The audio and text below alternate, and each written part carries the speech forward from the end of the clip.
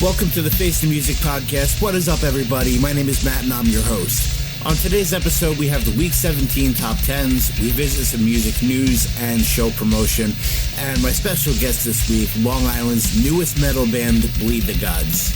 You ready for this? Let's do it. Welcome, everybody, to Week 17 of the Face the Music podcast. How's everyone doing? I hope you had a great week. I hope you enjoyed episode 16 last week with Gavel Down. I loved hanging out with Dan and Kevin. Really, really good guys. Make sure you keep your eyes and ears open for their new releases and their new album coming out August 5th.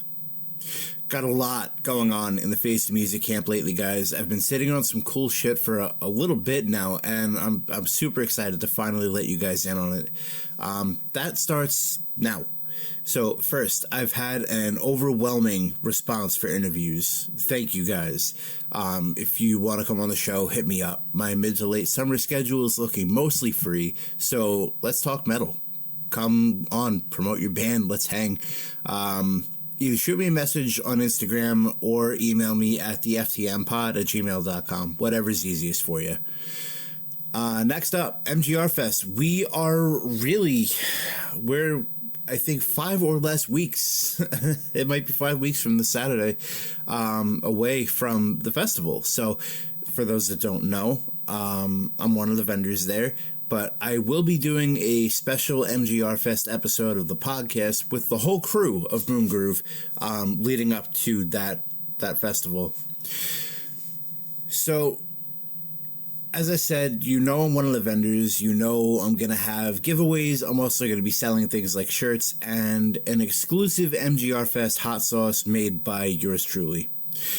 I would greatly appreciate it if everybody could just come pick something up. Whether it be a shirt, a hot sauce, both. I promise the hot sauce is going to be banging, so if you're a fan of the spice, you'll enjoy what I have cooking up for you. But thank you in advance for your support. Now, for all my first-timers, welcome to the Face the Music family. I'm very happy that you found your way here. When you're listening, it's our time to just hang out together and forget about the insanity of life. Forget about all of the negativity that's going on in the news right now. You don't need it, okay? It's insanity. We're not even going to talk about it. This is a politics-free, a worry-free, a stress-free podcast, okay? I'm here to talk with you guys about music. Just music. And once in a while, I'll check in on your mental health. But there's too much fucked up shit happening in the world right now, so this is going to be our escape from everything. Turn off the news. As George Carlin once said, it's bullshit, folks. It's all bullshit and it's bad for you. For all my returning listeners, welcome back, my friends. Thank you for listening week after week, and thank you for joining me once again for another episode of the Face the Music podcast. You guys know what's up by now. You know what I'm all about. Much love to you guys, and I'm very lucky to have your support.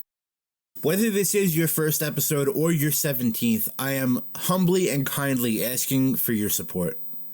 There's a few very fast and very free ways to do this. 1. Follow the podcast on Instagram, Spotify, and YouTube. It's that easy. Number 2, interact with posts, even if it's something as little as liking it or voting on a poll. And number 3, lastly, share something. If you listen to the show yourself, the odds are you're going to know somebody else who would like it as well. So tell them what's up. I appreciate all the love, all the support, and I will never take that for granted. You guys are the best.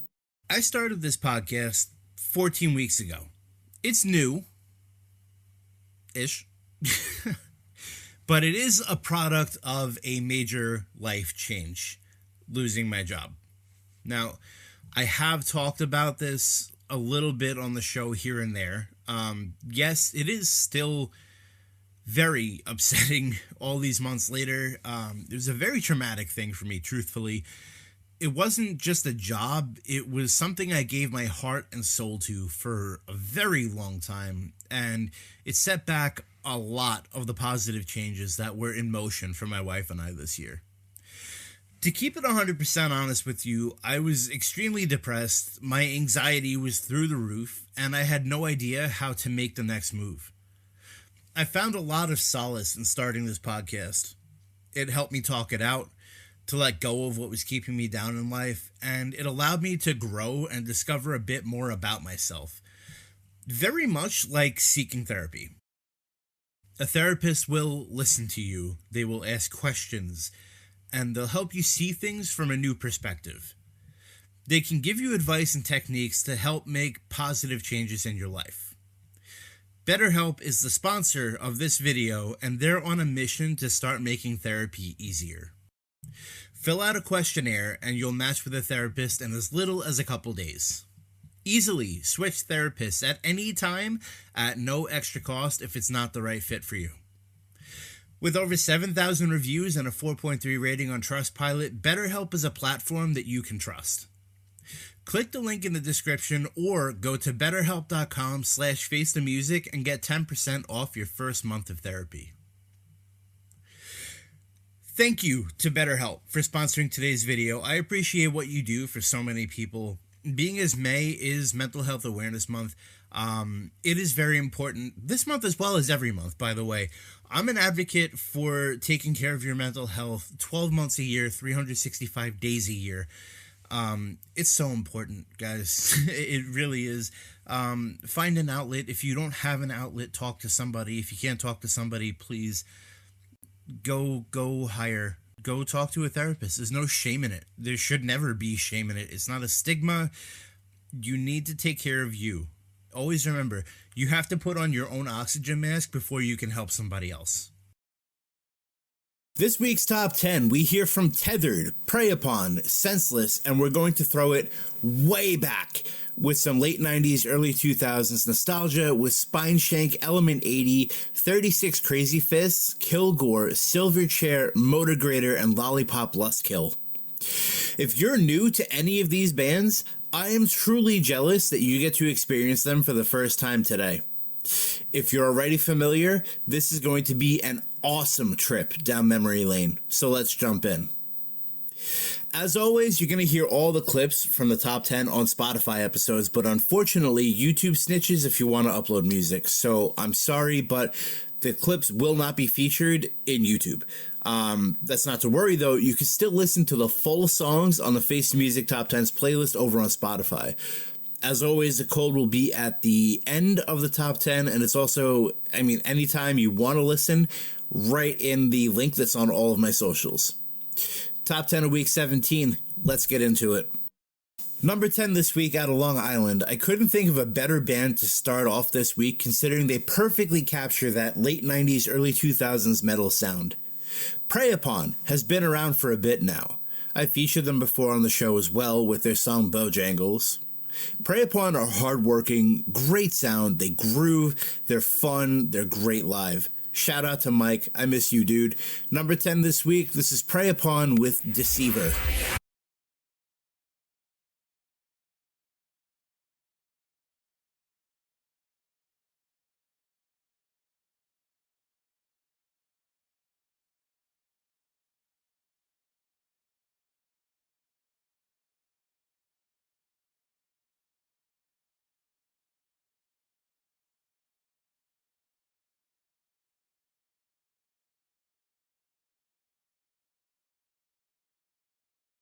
At number 9, we have Alaskan metal band 36 Crazy Fists. These guys had a solid run starting out back in 94 before calling it quits in 2021 officially. They have 8 studio albums and 4 EPs. They are one of the best to emerge from the nu metal and alt metal scene, and unfortunately they never really caught on as big as they deserve to. These guys should have been at the level of like Killswitch Engage. They were really well known by the underground, but not to the level of their peers at the time. They still left their mark on the genre. Those who know them love them, and those who don't, I hope this inspires you to do a deep dive on them and really enjoy what the band had gave us. At number 9, this is 36 Crazy Fists with Bloodwork.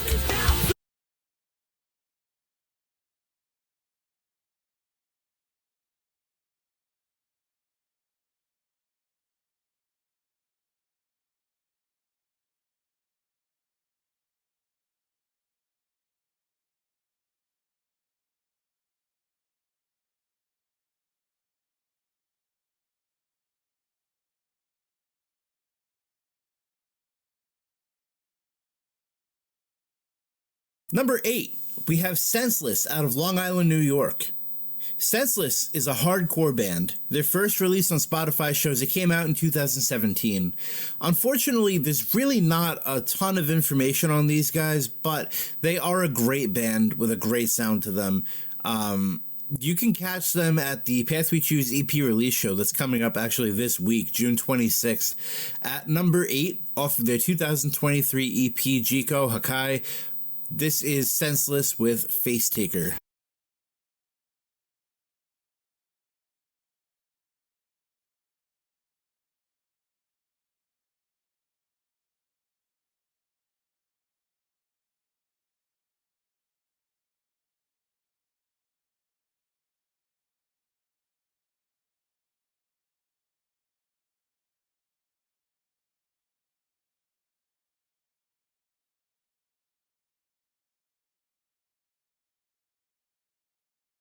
Number 7, also out of Long Island, New York, friends of the show and top 10 alum Tethered. Tethered are a prog metal band who remind me a lot of Between the Buried and Me. They have an incredible sound. They're melodic and heavy. They're jazzy as fuck sometimes too. The band just released Cartography of the Mind last November, which is their debut album. Phenomenal album, guys. I was telling Jimmy I was listening to it on repeat. I got 2 or 3 loops in full through the album before I had to move on because it was holding up the rest of what I was doing. Amazing album. I recommend everybody check it out. Tethered are also going to be coming on the show soon. I'm extremely excited about that. Jimmy and I go back a ways, so it's going to be good to get in the same room for the first time in years and talk to these guys and really see what they're about, and hopefully you guys get to learn a lot about them as well. So get ready to learn about these extremely talented musicians. At number 7, this is Tethered off their most recent album, Cartography of the Mind. This is Without You.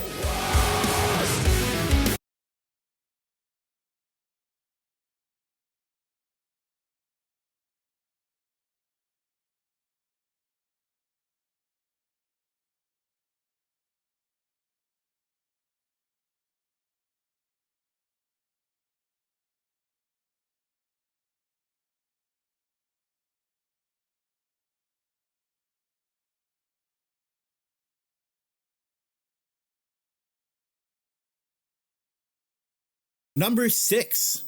This band hails from Santa Barbara, California, and started out all the way back in 1995. This is where Ivan Moody from Five Finger Death Punch really got his start. He was not an original member of the band, but he was the voice on their first album before leaving the band in 2006 to go full-time with Five Finger. Things got pretty ugly with Motorgrader and Ivan, and I truly don't know why. There wasn't a lot of information about this online, but apparently it had something to do with contracts and money, which shit always fucking happens. But that breakup actually inspired elements of 2 different Five Finger songs, 100 Ways to Hate. The whole first verse is about Motorgrader. And other elements to the song The Bleeding, which is Five Finger, probably their biggest hit.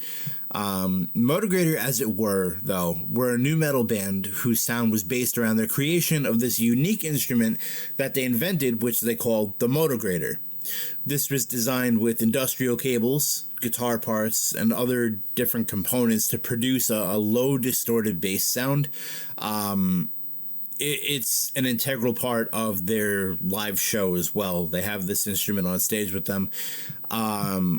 Motogrator was a band that they were never really widely popular, but they were a band that definitely had a moment in the sun. They were extremely unique, from the use of the Motogrator instrument, which they invented, to the tribal body paint that they wore during live shows. They put on an incredible show, and they should have been so much bigger than they actually were. I got to share the stage with them way back, I think in like 2016, when I was still in Logan's room, and that's where I met the band Prey Upon. We were opening up for Motogrator that night. Motogrator was incredible live, but they were also the single loudest band that I've ever heard in a small room. I had to go stand outside in the back. They tried to make come back a few years ago at the Blue Ridge Rock Fest, but I mean, they played. Obviously, they were one of very few bands that did actually play on that year's festival, but unfortunately, they've been dormant ever since. Motogrator was a diamond in the rough band to experience. It kind of was you're in that moment or you're not. But I hope that hearing this, I hope you all enjoy throwing it back to their first album with me. This one is featuring Ivan Moody on vocals. This is Motogrator with their song Suffocate.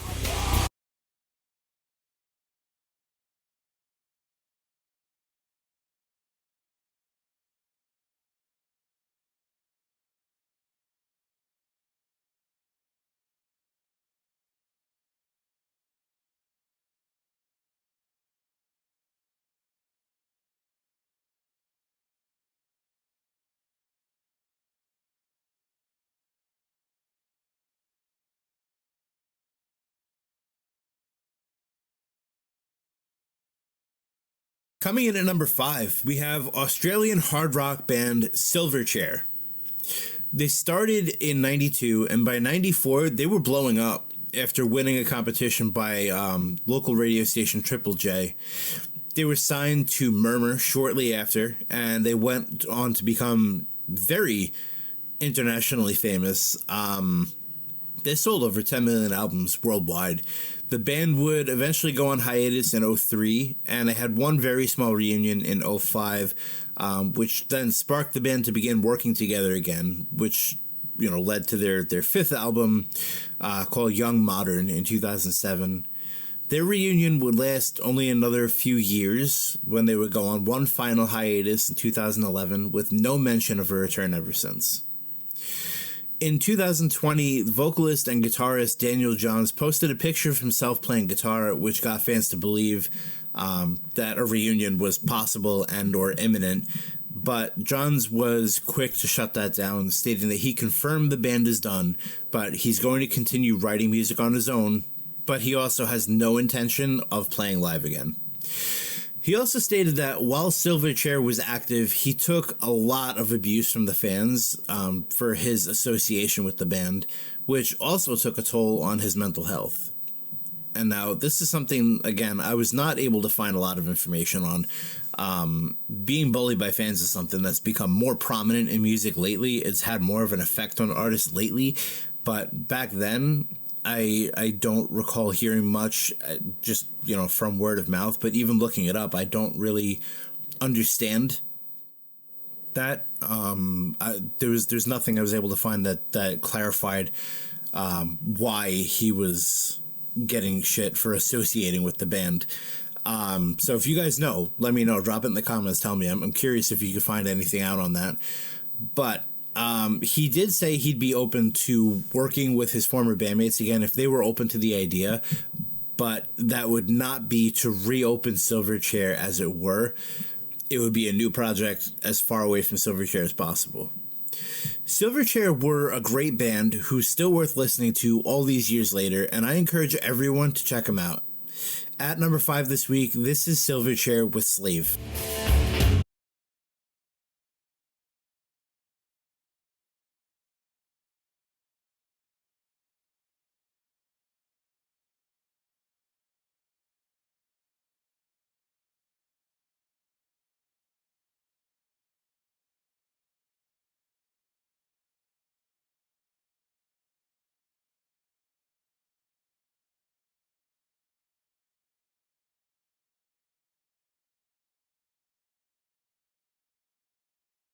Number 4. This new metal band hails from Tyler, Texas. They formed back in 2000, inspired by Metallica and the periodic table of elements.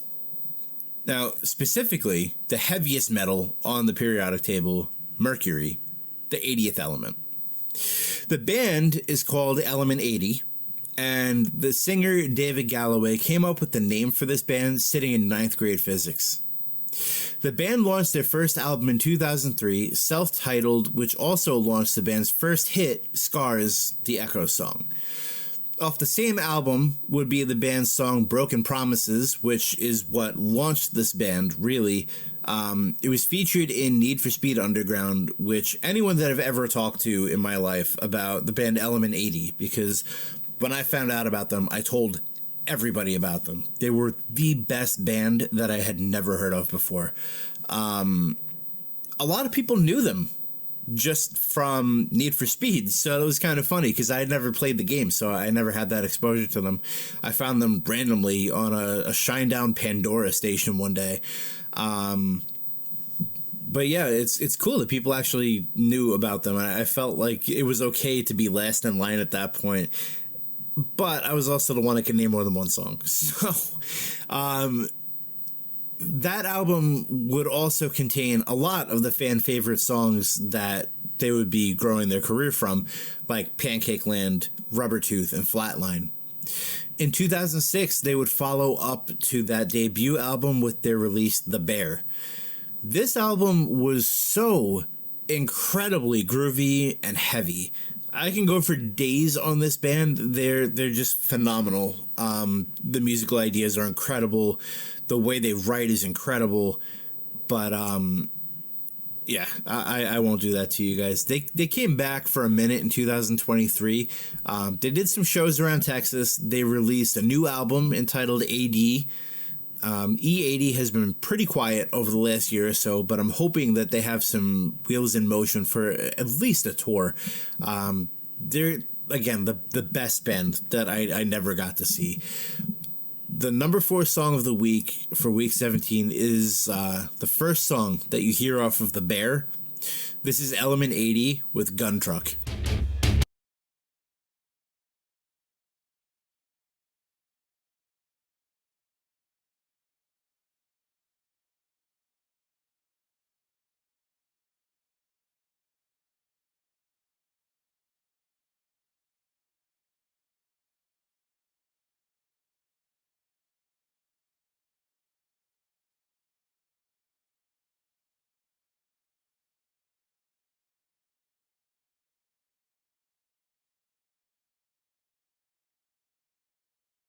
My friends, welcome to the top 3 songs of week 17. Just to recap our top 10 so far, at number 10 we had Prey Upon, Deceiver. Number 9, 36 Crazy Fists with Bloodwork. Number 8 we had Senseless with Face Taker. Number 7 was Tethered, Without You. Motor Grader at number 6 with Suffocate. Number 5 we had Silverchair with Slave. And we just heard our number 4 song from Element 80, Gun Truck. Coming in at number 3, hailing from Providence, Rhode Island, we have alt metal band Kilgore. Now, I hope I made it clear when we began this top 10 that this is going to be an obscure list of bands that you honestly may have never heard of before. But I also hope I made it clear how jealous I am if this is your first experience with any of the bands that you're hearing today. The first time you hear a great band is life-changing. The first experience with the band that inexplicably flew under the radar and you wonder why and how the hell they weren't bigger is a moment that you won't forget. Kilgore are easily one of those bands that were never really talked about much back in the day, but they did hit a level of popularity in the underground. The band is named after the character Kilgore Trout from the novel Breakfast of Champions by Kurt Vonnegut. The band started back in 91. They had 3 studio albums, their debut, Blue Collar Solitude, in 95, A Search for Reason in 98, and their final full-length, The Complete Diecast Sessions in 2016, with the EP Someday This War is Going to End in 2017. and that was the last music that the band had released. In 2020, the band went radio silent, assuming the end of the band itself. Kilgore earned themselves a national tour with Slayer and Fear Factory after their spot on the 1998 iteration of Ozfest. They would also go on to tour Europe in the same year with Fear Factory and Spineshank. Kilgore, among so many other bands on this list, were among the first hard rock and metal bands that I was ever exposed to. A friend of mine had all these CDs, from Kilgore to Taproot to Spineshank to Super Joint Ritual to Silverchair, Lollipop Lustkill, Hatebreed, Korn, Il Nino. Though I will admit it is a bit embarrassing now, but when I was a kid, I was terrified of Il Nino. I had never heard music with vocals like that before. It scared the shit out of me, and I gave the CD back to my friend, and I told him it's too heavy for me.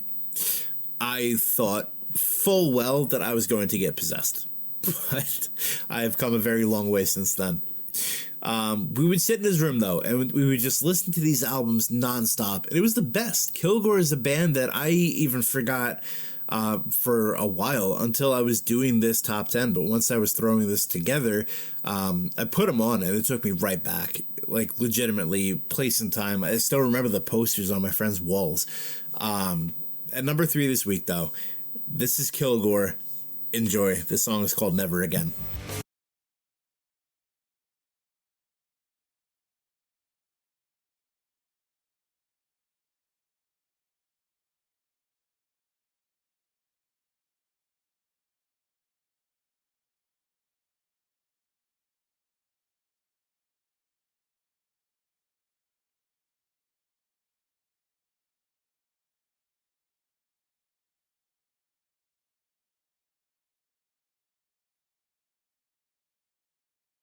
Number 2, it's impossible for me to have this list without featuring Spineshank. It's just not possible for me.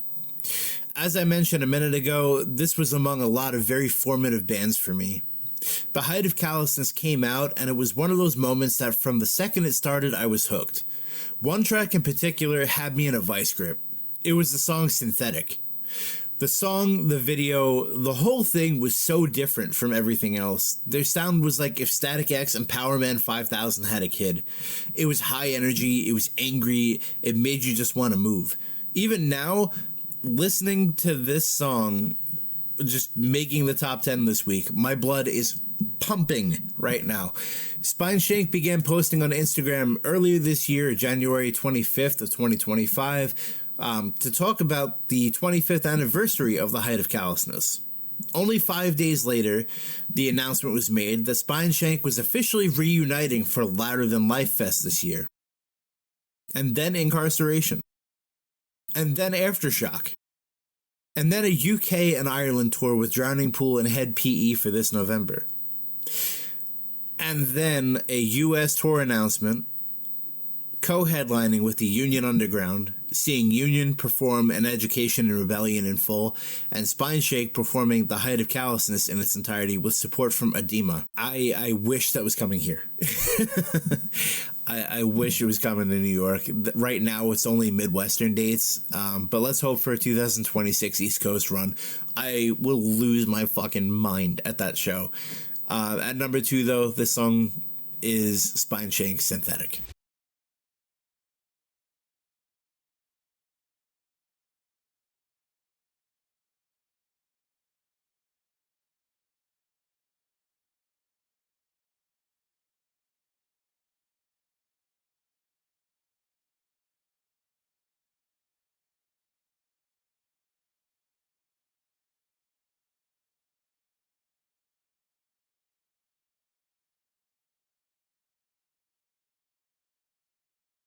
And your number 1 song of week 17. I know one dude who knows this band like I do. Shout out, Rob. I hope you're listening, man, because this one's for you. Way back in 1996, there was a band called Candy Killers from Toledo, Ohio. One of the band's members was reading the Encyclopedia of Serial Killers when he was reading about John Wayne Gacy, and he saw the term lust killer to describe Gacy. The band began using Lustkill, but wanted to, in a very tongue-in-cheek way, sweeten up the name, adding the word lollipop to the name. And just like that, we had Lollipop Lustkill. This band was dark. They were dark, they were industrial, they were heavy and brooding, yet very melodic in the creepiest, most unsettling way. The band's most popular album was called My So-Called Knife, an album inspired by revenge, by murder, mayhem, the video game Doom, believe it or not, but then also very real-life things like child abuse, but also going fantastical with using Stephen King's The Shining as one of their main references as well. Now, just like every single band that you've heard on this week's Top 10, I beg you to check out all of these fantastic albums and artists.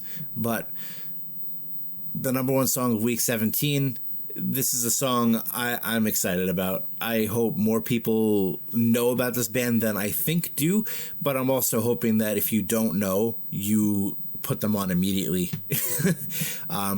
Your number one song, week 17, this is Lollipop Lustkill with Black All Over.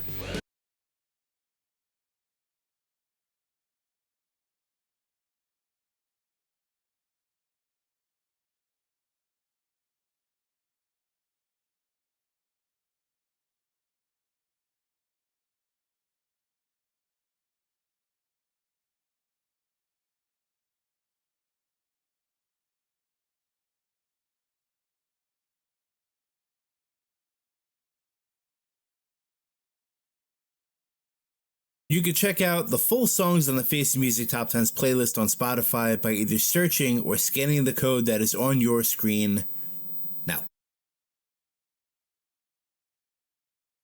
Are you interested in being a guest on the show? Hit me up. I'm always looking for bands, musicians, friends, other podcast hosts, promoters, or people who just live for rock and metal that want to come on and talk shit. Let's set it up. Don't be shy. It's always a good time. I will say, though, as of today, I'm booked up a little bit. We're looking late July, early August. So if you have something that you needed to come on and talk about, don't wait. Hit me up. I will see what I can do to get you on sooner, even if I have to move some stuff around for you. My friends in bands, though, do you have a show coming up or a new single, album, or EP dropping, anything you want to promote? Please make sure I know. I want to do my part in making sure your music gets heard and your band gets seen. But if you don't tell me, I am going to have a hard time finding out about it, so please reach out. Either email me at theftmpod@gmail.com or just shoot me a message on Instagram. Again, whatever is easiest for you. Show announcements. June 21st, so that's Saturday. This is being recorded on Saturday, because if you guys know anything about this week, there were some things lined up that I had to pivot and change, so everything had to get pushed. Tonight, Uber Geek Brewing, Riverhead, New York, we have Pathmaker, The Astral Cadence, Golden Hymns Sing Hurrah, featuring Tom Gallagher of Moongroove Records, Ringside Tonic, and Violet Chaos. Tickets are $15, doors are at 6 p.m. This is an 18 and over event. June 26th, this week, Path We Choose, a Prelude to Misery EP release show.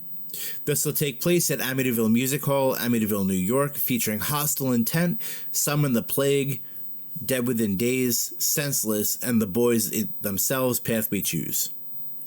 Tickets are $12 if you buy from the bands. It's $15 if you buy at the door, so you know the drill. Save some hard-earned cash and buy from the bands. Not only does this save you cash, but if you aren't aware, this helps the bands tremendously. Dead Within Days and Path We Choose are also on MGR Fest 2025, so consider this your warm-up. New additions, we have July 18th, Bleed the Gods have their debut show, Amityville Music Hall, Amityville, New York. I believe Cypher is also going to be there, but we talk more about that in the interview, so I'm going to leave that for them to promo, and then next week I'll give you full detail on that. One day later, we have Prong. Prong is playing AMH. That's huge. not only are they a big band in a small place, so it's going to be nice and intimate, good and fun stuff, that's also their only American date this year. They're about to go take off overseas and hit the festival circuit and do their damn thing over there. But this will be their one and only American show this year, so get there. Tickets are, I believe, $25. It's not expensive to go to the show. And it's also support one of our own, right? I'm all about local music. I'm all about supporting my friends and boosting them up. This dude doesn't need much more boosting than he's already got, but I'm still going to shout him out every chance I get because I'm so fucking proud of him. Tyler Bugliol, I used to be in Burn Your Bridges with him. He's a very good friend of mine. He's the drummer for Prong. This kid is so unbelievably skilled. He's such a good drummer. He's such a good musician overall, and I'm so proud of him. I'm trying to get Tyler on the show as well before he leaves for tour, because I would love to touch base with him and have you guys meet the man. This kid, he's going to be a household name. He's going to be. There is no other way for him in life. This kid is a gift to drumming. So get to know him now. Familiarize yourself with his work.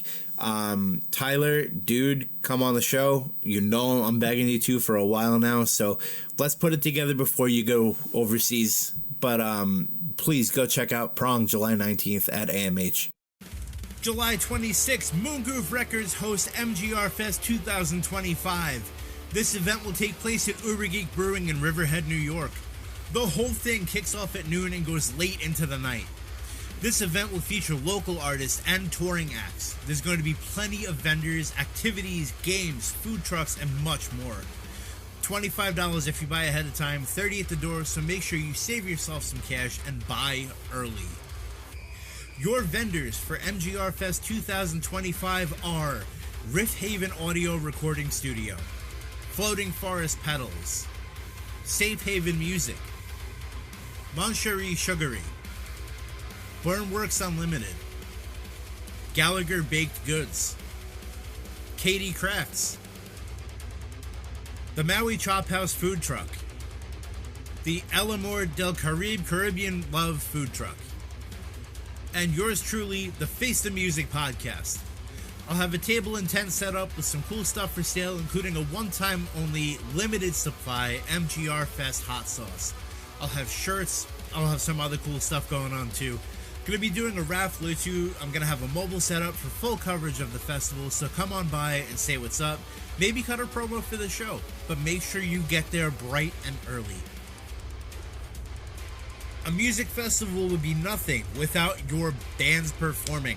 So, your bands for MGR Fest 2025 are Farsight, Ringside Tonic, Pathmaker, Cheem from New England, Path We Choose, Soul Searcher, Resist the Temptation, With Sales Ahead from New Jersey, Hope Speak, Dead Within Days, Pulses from Virginia, Off Guard, Oceanside, I Dreamt the Sea, and Craving Strange. Also featuring special acoustic sets by Bojack from the band Ronan, Chris Umland, and Ghost City Limits, which is my good friend and former guest of the show, Rob Moonfesta. Go give all of your vendors a like and the bands a listen. Make sure you buy your tickets early. $25 online or 30-day of show. Bring some extra cash for merch, food, raffles, and also save some time at the door. Since this event starts at noon, you want to make sure that you're there and inside early for when that first note kicks off.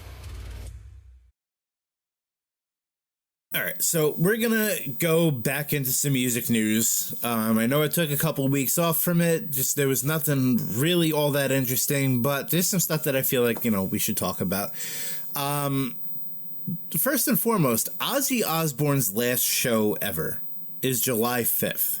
That's 2 weeks away. So, like I said, recording on Saturday, that's 2 weeks from today. The show, if you are across the pond, it starts at 3 p.m. For all of us here in America, though, specifically those of us on the East Coast, that means that this kicks off 10 a.m. New York time, which unfortunately means 7 a.m. Cali time. So, day after 4th of July, is there anyone else getting up early and watching this show all day? Because I know that I am. I'm excited for this. It's Ozzy Osbourne. You know, have to at least appreciate. You don't have to love him, but I love him. The show features the original Black Sabbath lineup, so they got Bill Ward back on board for this one. So this will be the final Black Sabbath show, the final Ozzy Osbourne show. He'll be doing solo stuff and Sabbath stuff, but it also features Metallica, Slayer, Pantera, Gojira, Hailstorm, Alice in Chains, Lamb of God, Anthrax, Mastodon, Rival Sons, and through the day they're going to have performances by Tom Morello, Billy Corrigan, David Draymond, Duff McKagan, Fred Durst, Jake E. Lee, Jonathan Davis, KK Downing, Mike Borden, Rudy Sarzo, Sammy Hagar, Slash, Soundgarden, Dave Ellefson, and for some reason, Jason Momoa is hosting the event. I know Momoa is a metalhead actor. I just don't understand why he's hosting this event. But yeah, this is going to be Ozzy's final show, and so much respect for Ozzy Osbourne. I will tell you, I'm not the biggest Black Sabbath fan. I appreciate what they did for sure. I just never really cared for their music all that much until they got Dio. But whatever the case may be, they still wrote some good stuff. It's not something I would just put on purpose. But Ozzy's solo stuff is legendary too. Incredible music. He's worked with every top tier guitarist in the world at this point, from Randy Rhoads to Jake E. Lee to I mean, I guess Zakk Wylde. I'm not a Zakk fan either, but you know, he wrote No More Tears, right? It's some good shit in there. But yeah, this is gonna be huge, and it's a proper send off for Ozzy. They were talking, or Sharon was talking about doing another Ozfest run. And Ozzy's health is just not there. It's really not. He's not doing great. He's only doing 5 songs at the show, you know, and Ozzy himself is actually kind of convinced that he's going to die on stage at this show, which, I mean, while that would be probably the most metal thing ever, I would rather not see Ozzy flop to his death. But the man's had an amazing career, and I'll touch more on this when we get closer to that final date. Maybe I'll do an Ozzy special top 10. But Ozzy Osbourne, he's a musician that really, like, he defined so many rules that we don't break in metal music, but he also broke every single rule at the same time. The man's a legend. So I love the fact that he's finally retiring. I feel like it's appropriate for him to finally just say, I've had my career. I've done literally everything there is to do. There is nothing left to accomplish at this point. Enjoy retirement, Ozzy, however much time you do actually have to enjoy that retirement. Hopefully it's more than, 5 or 10 minutes after your first song. But yeah, this is going to be a great show. And, I touched on it, I think, last week, and I didn't really want to go too hard on it because it takes so much away from Ozzy himself. But Tool is also supposed to be on this show. They aren't listed on the poster that I'm looking at, which is why their name was not mentioned before. But this also comes after Sharon apparently threw someone off the lineup because, she's got to be an insufferable asshole just one more time and fuck with Ozzy's career one more time. Tool wasn't mentioned. I don't know if they're the band that got thrown off. There was a lot of speculation. It could have been Megadeth. It could have been Iron Maiden. It could have been anybody, but I don't know. They haven't made it public who was thrown off the show yet, but we'll see. For anyone who does want to watch this, though, you could buy a virtual ticket online. It's $30, and you also have 2 full days of replay after the event is finished. So if you're tuning in, enjoy it. I know I have my TV reserved for that day. I already told my wife this is what's happening. Sorry in advance. I will be watching this concert for probably 8 hours. But it's Ozzy, dude. Like, it's Ozzy's. It's the last time we're probably going to see him in public. So enjoy it if you're watching it. The next thing that I wanted to talk about is they're probably a band that you don't know. The band Liliac, right? They're in a tiny little bit of shit this week. Now, the band, if you do know them, you probably know them for their cover songs. They're a family band. They're all siblings. They were on America's Got Talent. But they gained a lot of popularity from doing cover songs, most notably Dio covers. They've done Holy Diver. They've done Rainbow in the Dark. The singer Melody, honest to God, sounds like a female reincarnation of Dio. She's an incredible vocalist.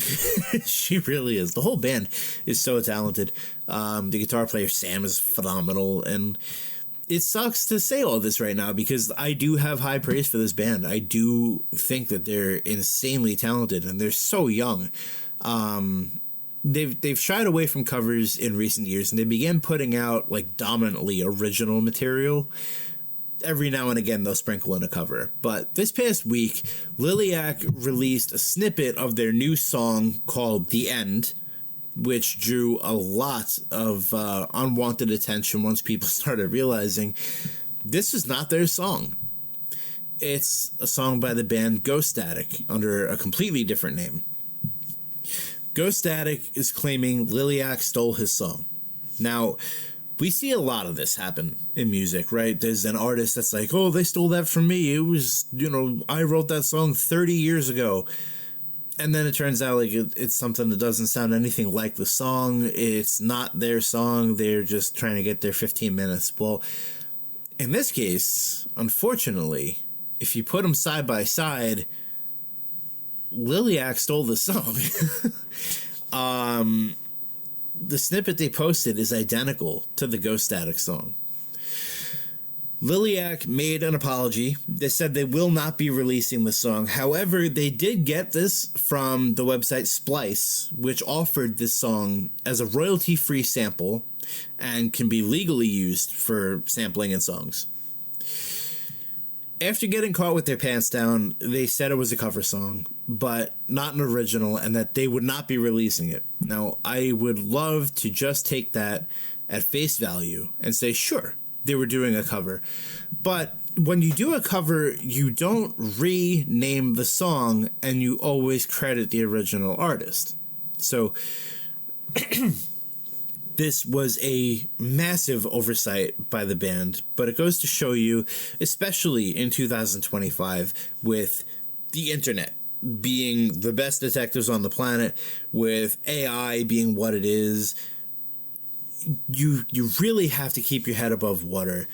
Don't think you're above the rules, because now look what you got. You're I mean, for those that don't know, and I didn't mention this, but they're calling it quits next year. They're doing a final tour, and then they're taking at least a year off. Their plan is to take a year off, and then revisit and see where they're at. But I don't know necessarily if they're coming back from this. I don't even know if they're going to take the full year off. They might just break it off now.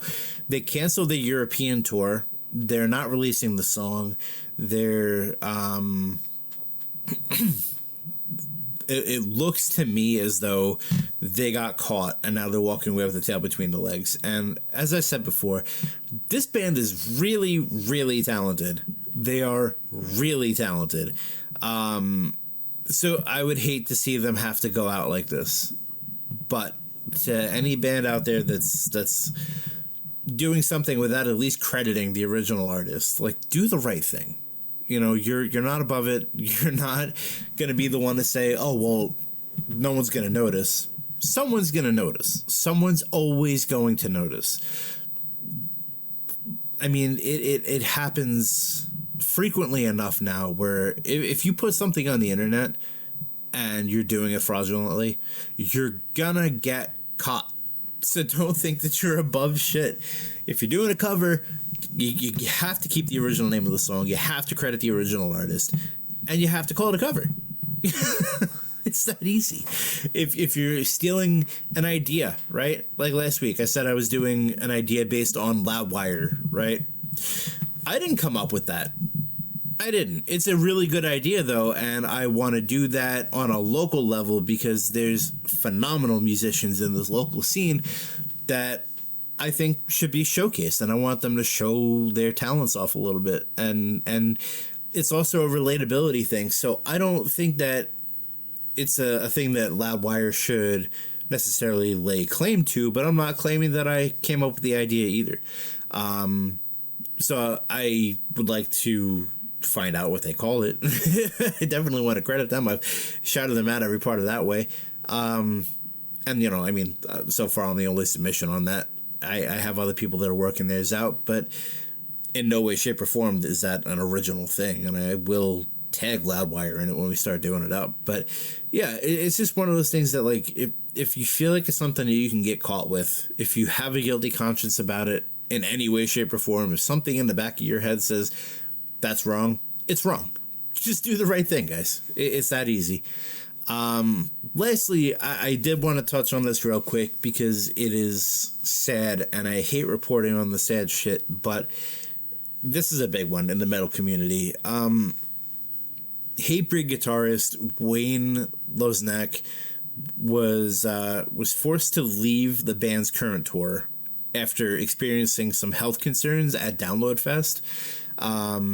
It turns out he would be later diagnosed with a brain tumor, which is benign, but he still has a brain tumor, and we don't know the recovery time. So my prayers are with you, Wayne. Speedy and healthy recovery. I hope he gets back out on the road soon. I hope this is not something that sidelines the rest of his career. But yeah, prayers up for Hatebreed. Today's guests are two guys who have been through the music scene for decades, who have been involved in either performing in bands or recording or promoting, always in some way, shape, or form involved in music here on the island. We have a great discussion about the Long Island music scene, about Metallica, about football, hockey, so much more. It was a blast having these guys on. They're so much fun to talk to. I can't wait to have them on again. Please go see them July 18th at Amityville Music Hall. It's their debut show. Let's pack the place out for them, guys. I'll be there. Ladies and gentlemen, please meet Bleed the Gods. All right, everybody, welcome to the Face of Music podcast. I am sitting here with Bleed the Gods. I have Sam on vocals and John on guitar. How are you guys doing tonight? Excellent. Thanks for having us. Of course, anytime. So you guys, I would say almost from jump. I was a toss-up between you and Gavel Down, who was like hitting me up first for interviews when I wasn't even really like set up for that yet. So I appreciate you guys following up and keeping in touch all these, I think, months at this point. So a couple of months, yeah. Yeah, and you guys are on the newer side. So I would say basically when I was really getting the hang of things is when you were just forming as a band. So I know that you right now you have one single released, and you are working on an album, right? Yeah, we're working on singles that will add to an album in the end is probably the best way to say what we're doing. Very cool. Yeah. And now again, just for reference points, because I don't have it in front of me, what is the single called? The single is called Bleed the Gods. Okay. So it's a self-titled single. That's what I figured. I didn't want to guess at it and look like an asshole, but here I am. So, so now the single is called Bleed the Gods. The band name is Bleed the Gods. Where did that name come from? So it's think of a band name. Yeah, the thing is, the problem is every band name that either we came up with, some of us would like it, some of us wouldn't. We went with this name, that name, and then when Sam came in and laid the vocals down on the song "Bleed the Gods." We liked the song. We liked what Sam did. Hmm. He was killing it on vocals. The song was heavy, and then after some discussion, we're like, we should just call the band "Bleed the Gods." And I like the concept of "Bleed the Gods." And if Sam wants to speak to that, it's one of those things that like when most band names, either you love them, you hate them kind of thing. This is a band name. I thought the concept of it was pretty cool. Sam, do you want to talk to that? I thought so too. You know, it's kind of a powerful term, 3 letters, but I mean, you can get so much from it, right? You're going to question, is this band religious or what are they about? Um, Right. and I was happy that the guys actually chose a name because I was kind of at like a standstill myself. I didn't know what to call the band. And they said, Bleed the Gods. And at first, I was against it. I was like, no. But it sounds good. It fits. Yeah, It and does. and when you take the title of the song and the lyrical content has a certain connotation to it, but the if a god is immortal and you can make it bleed, you can kill it. So bleed the Right. gods. I just thought that whole concept just sounded cool. So and then everyone else liked it, and here we are. Here we are with you. That's cool stuff. It was an interesting turn of phrase. So when I heard that the first time, I'm like, what is this band about? And then when I heard the single and I saw the lyrics to it, I was like, that's really cool. That's a really cool way to put that. And what's that song overly about? Just so I can get like the artist's actual perspective instead of assuming. I'm not a big fan of So, assuming things. so yeah, no. So that song really, it's a letter written to my best friend who passed away. He's not with us anymore. I'm very You sorry to know, hear that. and basically anybody who has lost anybody can feel that stage of grief. You suddenly get depressed. You find different ways to cope. Some ways that aren't healthy. Um, and that was just kind of my unwritten letter to him. And Hmm. it's kind of how I express my emotion, and hopefully it's heard. Yeah, and I You think know, when people listen to songs, like no matter what the original intent of the writer is, I think the second a listener captures that and then bonds with it, they sort of morph it into what they think it is. You know what I mean? Whether it Right. was intended that way or not. And I think this is one of those songs you could take away things and it would mean something different for the next person who hears it.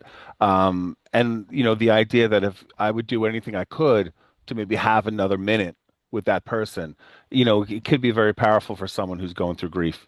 Hmm.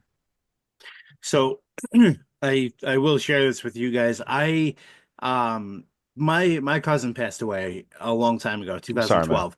Thank sorry to you. hear that.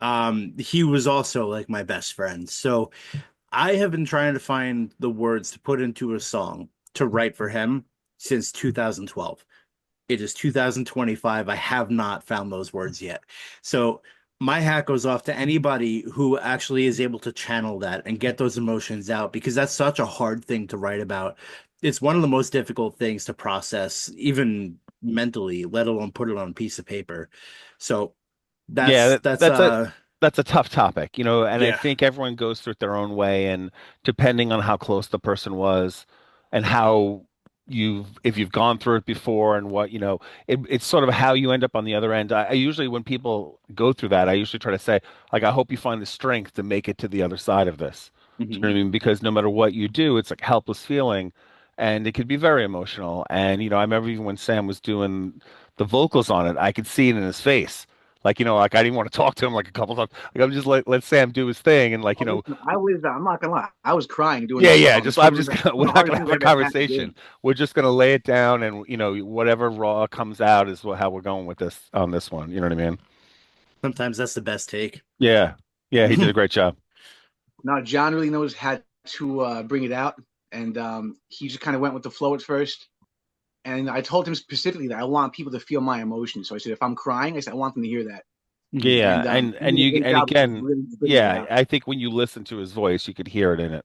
So, Yeah, you can feel the emotion of the song and like I said, reading the lyrics along with it, it was powerful stuff. So that was uh that was a cool experience for me as a listener. And again, that's also what I assumed the song was about was losing somebody. But I like to hear from like I said, the artist's mouth about everything because lyrics are lyrics are open to interpretation, but at the same time, yeah. they're very direct with who writes them, you Very know? personal. Hmm. Yeah. So that's cool. And now you guys have another single coming out soon, right? Yeah. We're trying to push through stuff now. I Yeah, think now that we got the ball rolling a little bit, we like what we're doing. Everyone sort of has like a goal in mind, and we're just trying to put our heads down and just start, put pumping out music. Yeah. Yeah. I know. I noticed that you guys have mentioned John. You are recording, you guys, right? Yeah, so I don't want to go through my whole John's the CV best. with you, but like I've been working in the audio industry for many, many years. Oh, We cool. played in like awesome, groups with Anthony and Mike through the years, and Sam's newer to my life, and I appreciate him being part of it. Hmm. But I love the style of music that we're doing, and which is why I love writing riffs in it, and have recorded a bunch of bands in that style. But I'm like an audio engineer probably before I'm a musician, and then just also enjoy playing heavy stuff too. So That's really cool, man. I'm No, actually, John's I really good at what he does, man. He hears something and he knows you can do it better, yeah, and he pushes you. Because I felt him push me, but he pushes you in the right way. He doesn't push yeah, you in a way where you're like, "Oh, fuck this guy." I'm like, "Nah, I like the way he's pushing yeah, me yeah. because he Artist wants something at the development. best." Yeah, that So I what you just respect did that. didn't suck, but it could be better. It's Yeah. true. It's true though. I have a lot of respect for that because he has a great ear for it. And funny thing is I grew up going to watch one of John's old bands when I was a kid. So to play with these guys is kind of like full circle for me personally, It's and I fun. appreciate them welcoming to me. what Welcoming band? me so much. What band was that? Diesel. Yeah, so Diesel. Mikey and I played Okay. in Diesel. Anthony's filled in drums with Diesel as well. Anthony and I were in another band called Subject to Change that, in the late 90s, early 2000s, we were playing all over the place. And, I've been doing this for quite a bit of time, unfortunately, which adds to my age and stuff like that. But I think Hey, if man, you love it, you love it. So, age is nothing but a number. right. Right? So, until you hear your spine crack, maybe Yeah. maybe it's more than a number. Listen, dude, I can't move without my knees cracking at this Yeah, yeah, point, yeah, so I yeah, feel you. yeah. So I like that you guys have that built in because that's such a strong reference. Like last week, I had Gavel down on the show, and they have a similar situation. Cool. Dan, their lead guitarist, is also an audio engineer. He's been doing it for around 20 something years now. What's Dan's last name? Ferguson. Oh, okay. I thought I knew the Dan that you were talking to in that band, but I guess I don't. Keep going. Keep going. Sorry to interrupt. Yeah, it's No, you're Dan good. Ferguson with Riff Haven Audio. Oh, gotcha. Great dude. But yeah, they have that same thing going on that they're recording another album with Dan now. Cool. They're looking to put that out soon, but it's cool because so many bands like half the battle with recording is finding a studio you feel comfortable with an engineer that you For feel sure. comfortable with. For sure. So to have that in-house is such a cool thing. It's a Um, blessing. yeah, dude, for real. Blessing. It's a blessing. I'm sure it Yeah. comes at a lesser cost too, for sure. Especially someone Yeah, recording a yeah. video Some like they John got does. a huge discount, a major in-house discount here. So Took a mistake tonight. Right. the cool thing too is because I guess with the experience I have, it gives us an opportunity to experiment a little bit. Like some of the stuff is because it's definitely going to be heavy. We got some other ideas coming down, Mhm. the avenue as well. But I'm this room actually I'm sitting right now. I'm converting this to Dolby Atmos room. So we're going to be doing some of the songs in Dolby Atmos, and I hopefully to add some VR video to it, so you can actually be in the sound. Oh, Not just like cool. yeah. So I've got some cool plans coming ahead for the group. As we push forward, kind of thing. Gotta That's get the really songs cool. recorded first, though. We got to Yeah. start there. Yeah. So I mean, that's a good stepping stone. But yeah. it's good to have a vision though, man. Like, if you do it blindly, you just want to do the music. That's cool because the music Right. is gonna have its own effect. But Yeah. to Yeah. picture something and visualize it, man, that's everything. Yeah, we're gonna have a lyric video dropping on top of the little one that we already put out. Okay. I think we're gonna start shooting some videos too. Sam, if not correct me on that one if I'm wrong. Yeah, we're actually shooting with Tom Flynn next month. Oh, Yeah, He's cool. done yeah, Kill yeah, Switch Engage, Lamb of God. yeah. Yeah. All the big names out there. Me and Tom go way back. We played in the band together for about 7 years. Yeah, yeah, yeah. So I we didn't have a even good know Tom connection. played. Tom is quite the musician himself and quite the Yeah. producer himself. So I've Yeah, been yeah, very yeah. blessed to have been playing with such amazing musicians and people that have such great ear for music. See, I've only But I'm known Tom lucky. as a video guy, so that's cool. I didn't know that about him. Hell of a guitarist. I mean, we have to send you some of our old stuff, and I mean, him on guitar, he's amazing, and he sings Yeah. too. Oh, I Yeah, didn't know. yeah, That's yeah, cool. yeah. Oh yeah, he's good. The weird thing of how small the world is, I actually the person I'm married to, she's a singer too, Yeah. and I love listening to her voice. So we try to do like cover bands and stuff Yeah, like it's a that, great just thing. and just so I can listen to her sing. It's really one of the main reasons I do it. But we rent out this rehearsal space, and down the hallway, Tom was there. And Oh, I'm like, what the hell is going on right now? It's like literally the smallest world. His like studio is like down the hall from where I rehearse, and it's just so wacky how everyone's sort of like tied to each other. so True. with my last band, I was recording at Voodoo Studios in Port Jeff, Yeah, and yep. Mike over. Who was doing it? Mike or Frank. Frank? Okay. Yeah. So when we were working with Frank, they were in the process of working out negotiations for Lamb of God's Memento Mori video, which is Cool. being shot there by Tom Flynn. Right. Yep. Crazy. Yeah, like Which, everyone's attached to each other somehow. yeah, the 6 degrees of separation on Long Island is wild, Yeah, dude. It's yeah, especially in the insane. hardcore It's really scene. insane. Especially, yeah, I went to go see VOD, the reunion show they had over at the Paramount, and it was Like a couple like, days ago, right? yeah, it was like 2 weeks ago, whatever it was. Yeah, But like you had to spend the entire night talking because you haven't seen the people and like right. groups I've played with or bands I've recorded. They're like, "Oh my God!" And like one of my buddies is like, "Why do you know everyone in this room right now?" And I'm like, "I don't," but like it's just because everyone knows each other. Everyone knows Right. each other from the small circle that is the Long Island scene. So How was that show? it was sick. Yeah. Yeah, it was Oh awesome. man, I've been hoping for the longest time that they'll do like a Blood Simple reunion at some point. I would with the yes, band I was in, the subject yes, band played with Blood Simple, and I love Blood Simple. I love They VOD were, obviously, but when Blood Simple, with Mike and playing the guitar parts and they just got a different sound, but still it was heavy. I just think yeah. those two records are just great records, and I I would felt love like that that too. was Yeah. it was like from Bliss to Devastation Part Two. That record, I felt like Yeah, that was yeah, yeah. It was like it was still heavy, but it wasn't.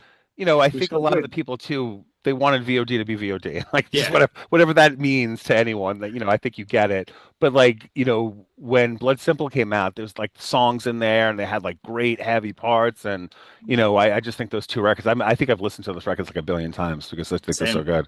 Yeah, I still do. yeah, same. Straight Hate is my Straight Hate, great. Really That's hate dude. one of the best songs, It's the dude. anthem. Just the way It's it the kicks anthem. in. Oh man, so heavy. I got exposed to them because I saw them open for Mudvayne.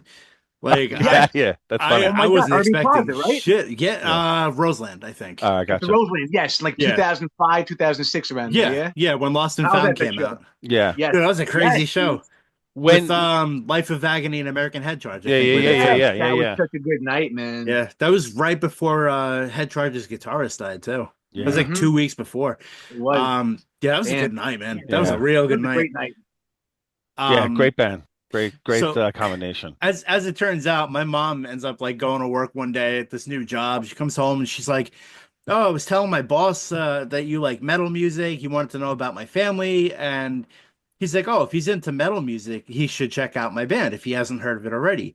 He's Matt Baumbach from Oh, Matt, VOD." yeah, of course, yeah. Dude, Um, it's again, and Matt, I guess because it's the island, everyone knows each other. yeah, I was standing online going into a Pink Floyd show like years ago, like when the David Gilmour was still touring, and I turn around, and Matt's like standing right behind me. I'm just like, oh my God, Matt, what are you doing here? He's like, oh, I got tickets when we were talking about where we were sitting like that. But those guys are like really good guys. You know what I mean? yeah, Like, when the other bands that I was in, we played shows with those guys when no one knew who they were, and obviously seeing them blowing up was just amazing, and seeing them reuniting. Everyone's older, everyone's yeah. older, but Oh, our bass player decided to hit the pit and pay the ultimate price. Has a fracture in his wrist right now. So Oh no. I don't know if Mikey wants me to admit that to anyone, but it's part of it. You know what I mean? So, but it's one of those things too. Like seeing these guys have a sold out show at the Paramount on the island. Everyone comes out and supports them after all these years, and Yeah. they were sort of celebrating their 30th anniversary of whatchamacallit, the EP. I can't even think of the name of it right now. Right before Imprint still, came out. God, it's killing me. I could see the still, I'm no, not cover. still, sure. still. Still, right. Still EP. Yeah, yeah. So yeah, thanks, Tim. So I didn't know that we were gonna have dates. I have to worry about dates today. But it was one of those things that like, and then of course as soon as they started playing the songs, man, it's like it takes you back. It takes you back to those fucking shows. It takes you back. I'm so So sorry I missed that show. Yeah, it was great. Great night. was Baumbach at that show? Did he play with them? Yeah, 'Cause he I played. know. Yeah, he Mhm. Oh, played. cool. Yeah, he was on I know stage. that he sat a few of the more recent shows out, so Yeah, that's cool. I never heard, I didn't hear rumors of why or anything like that, but I know there was like some of them he wasn't there and he was there and he wasn't there. The weird thing too is the Diesel band and the Subject band used to share a room over in Hicksville, Yeah. and that's while they were writing from Blister Devastation.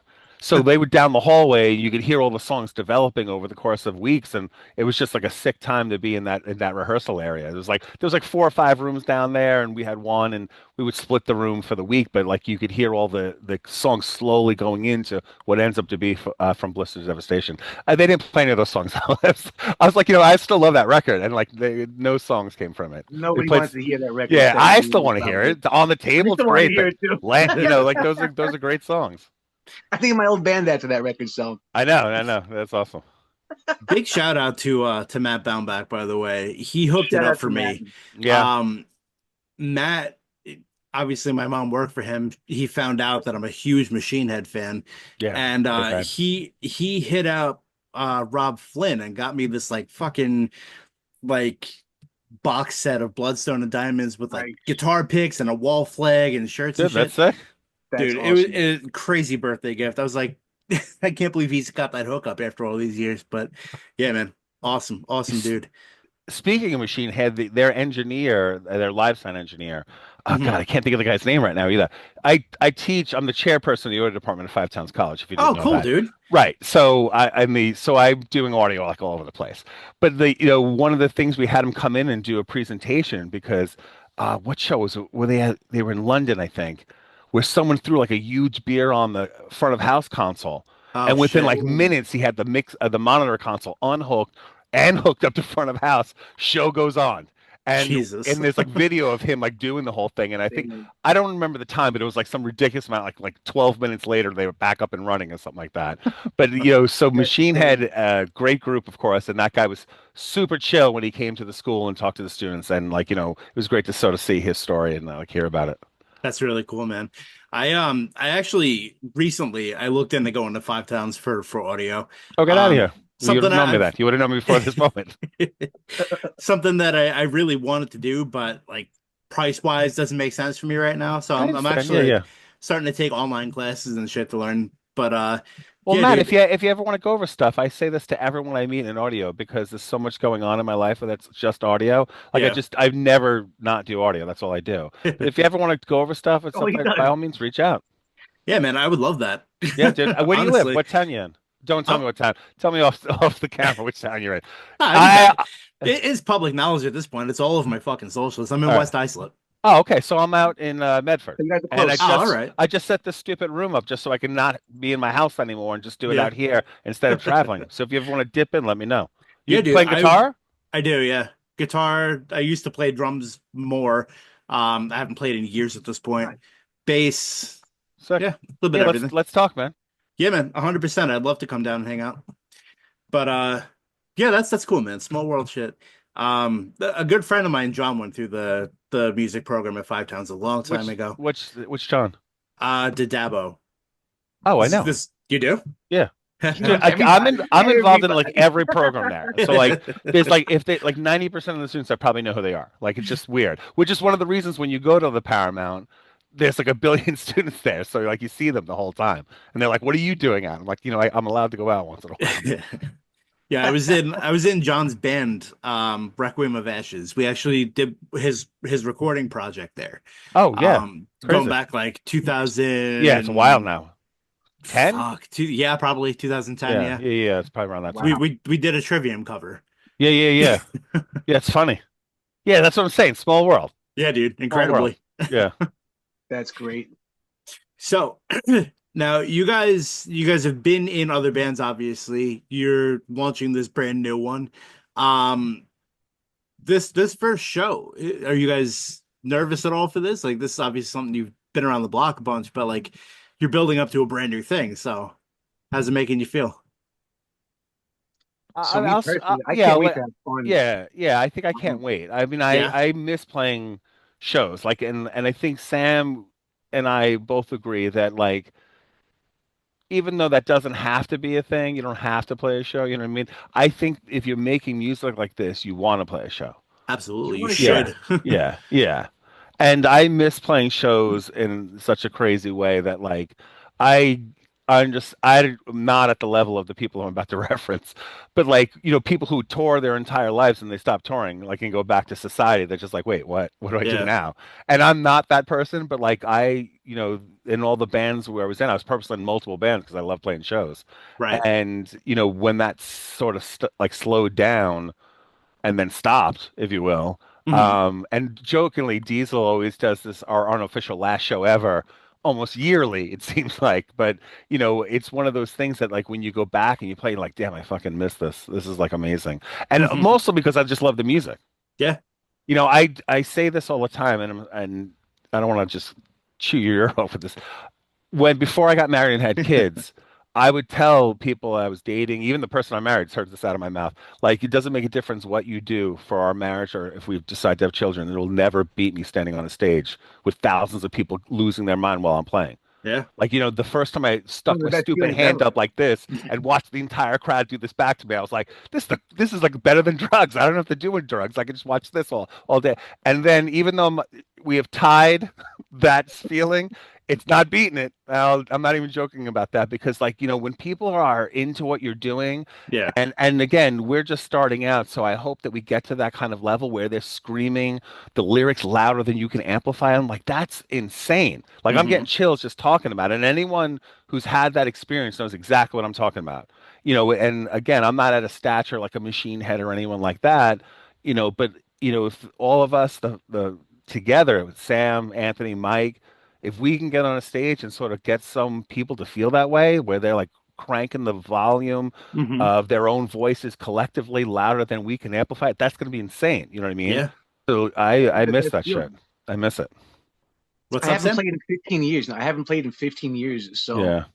for me personally, I can't wait to get Damn. back on the stage. And with these guys, This is your first um, show in 15 years? well, no, my band had a reunion show in 2018. Okay. That was the So, but last it's show we still been played. like 7 years then. Yeah, it's It's been still a a long while. time for me, and I'm super excited because I've been having fun with these guys, and it feels good. It does. It It really doesn't feel like does. there's pressure. It doesn't feel like there's tension.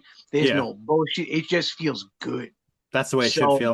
it means I'm Right. having fun. Right. You know, It's been a lot of fun. And I think that's the point of it. When we started doing it and then, me, Anthony, and Mike have known each other for many, many years. All of us like know each other from like we grew up in like the Levittown, North Wandsworth Avenue. So, we even when Sam was joining up, we were even like, is this person gonna come in and like ruin our dynamic? Like is Sam gonna, but when he stepped in, literally, I would say within the first 10 minutes, I'm like, this guy's going to be the guy Yeah. because he walked through the door and it's like we've known him our entire life. I feel like I've known Sam for years, even though I know it hasn't been that long.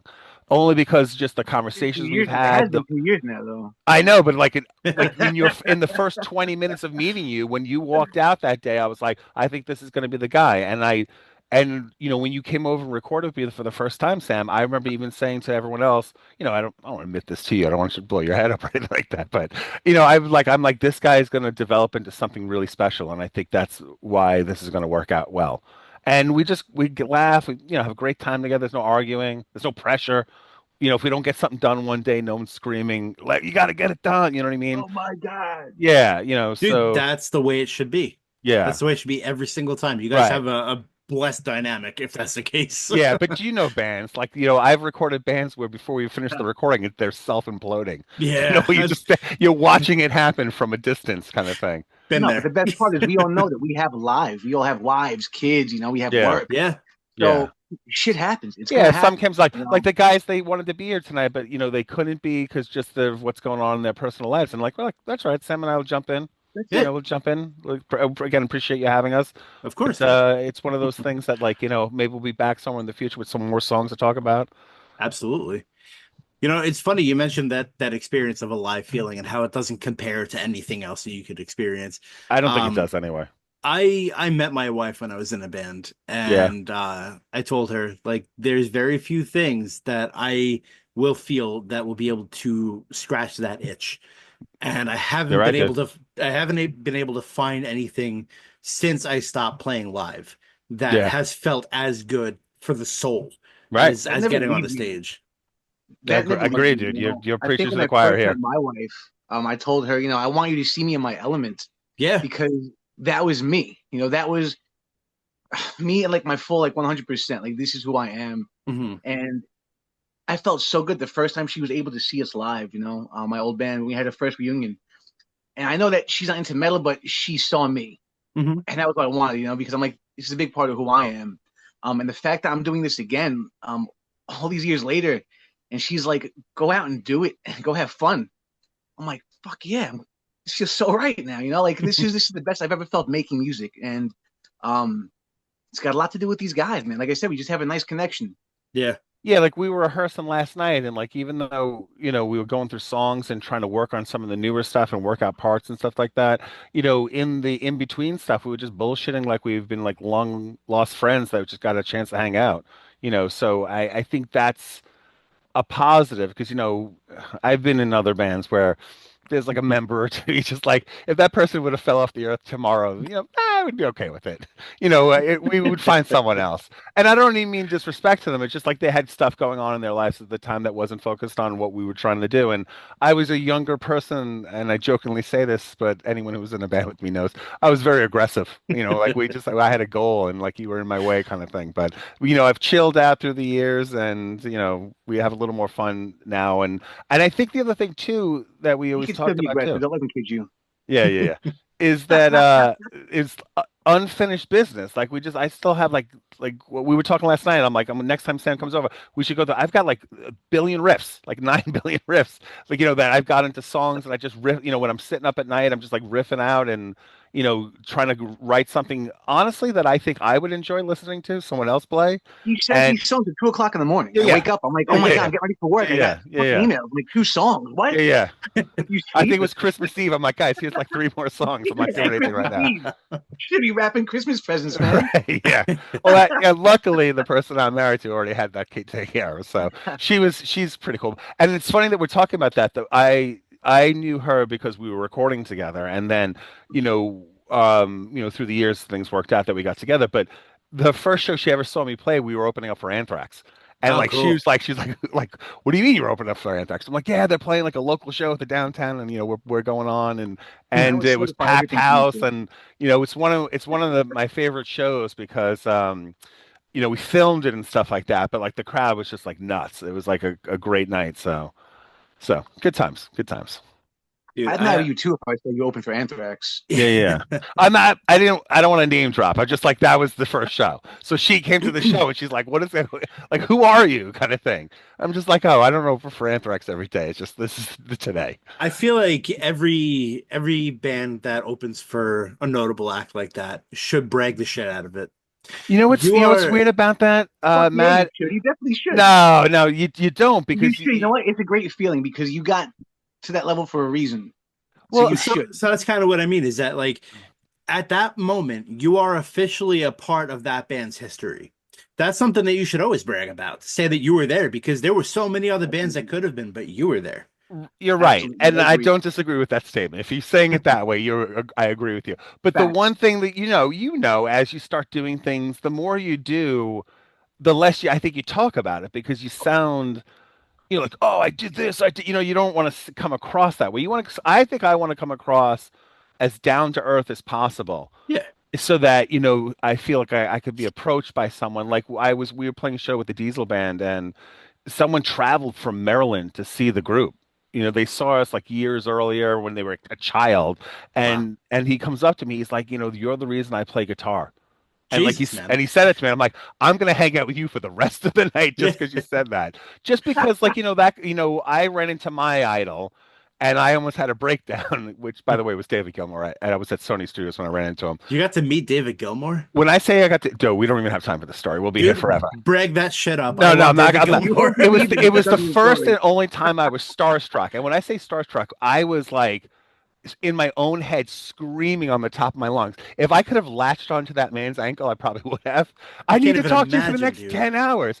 But we crisscrossed each other because I was there to do something completely unrelated. And the person I knew didn't tell me he was there on purpose because he was, what was it, on the Island record, he was podcasting it live from their auditorium before they closed down. And he's like, come up. And I brought a couple students and I was like, and like we were doing something unrelated. Like, and then we walk out into the hallway. We're walking to the lounge, and the other door down the hallway opens up, and out comes David Gilmour and with two other people, and we literally Chris. And in my head, I'm like, "Oh my God!" And outside, here's I was like, "Hey, what's up?" like it's no big deal. Meanwhile, I look over my shoulder, my friend's like with the huge grin on. He's like, dude, I purposely told you to stay late because we're gonna go see his podcast live.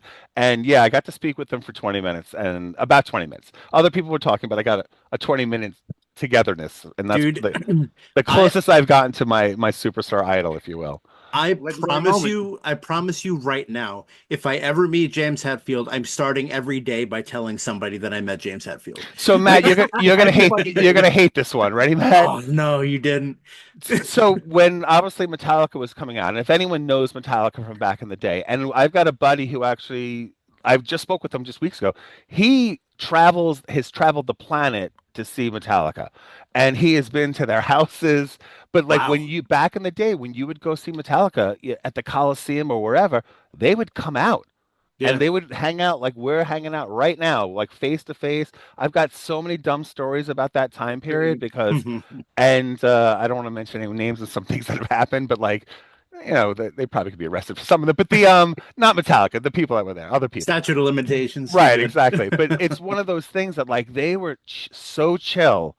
And I never got to meet Cliff, unfortunately, but like when Jason joined the band during Justice for All, that's when I was really going to see them. The other Anthony saw them while Cliff was still in the band and stuff like that. So like, we're a little bit on the older side, obviously. I'm dating myself with this one.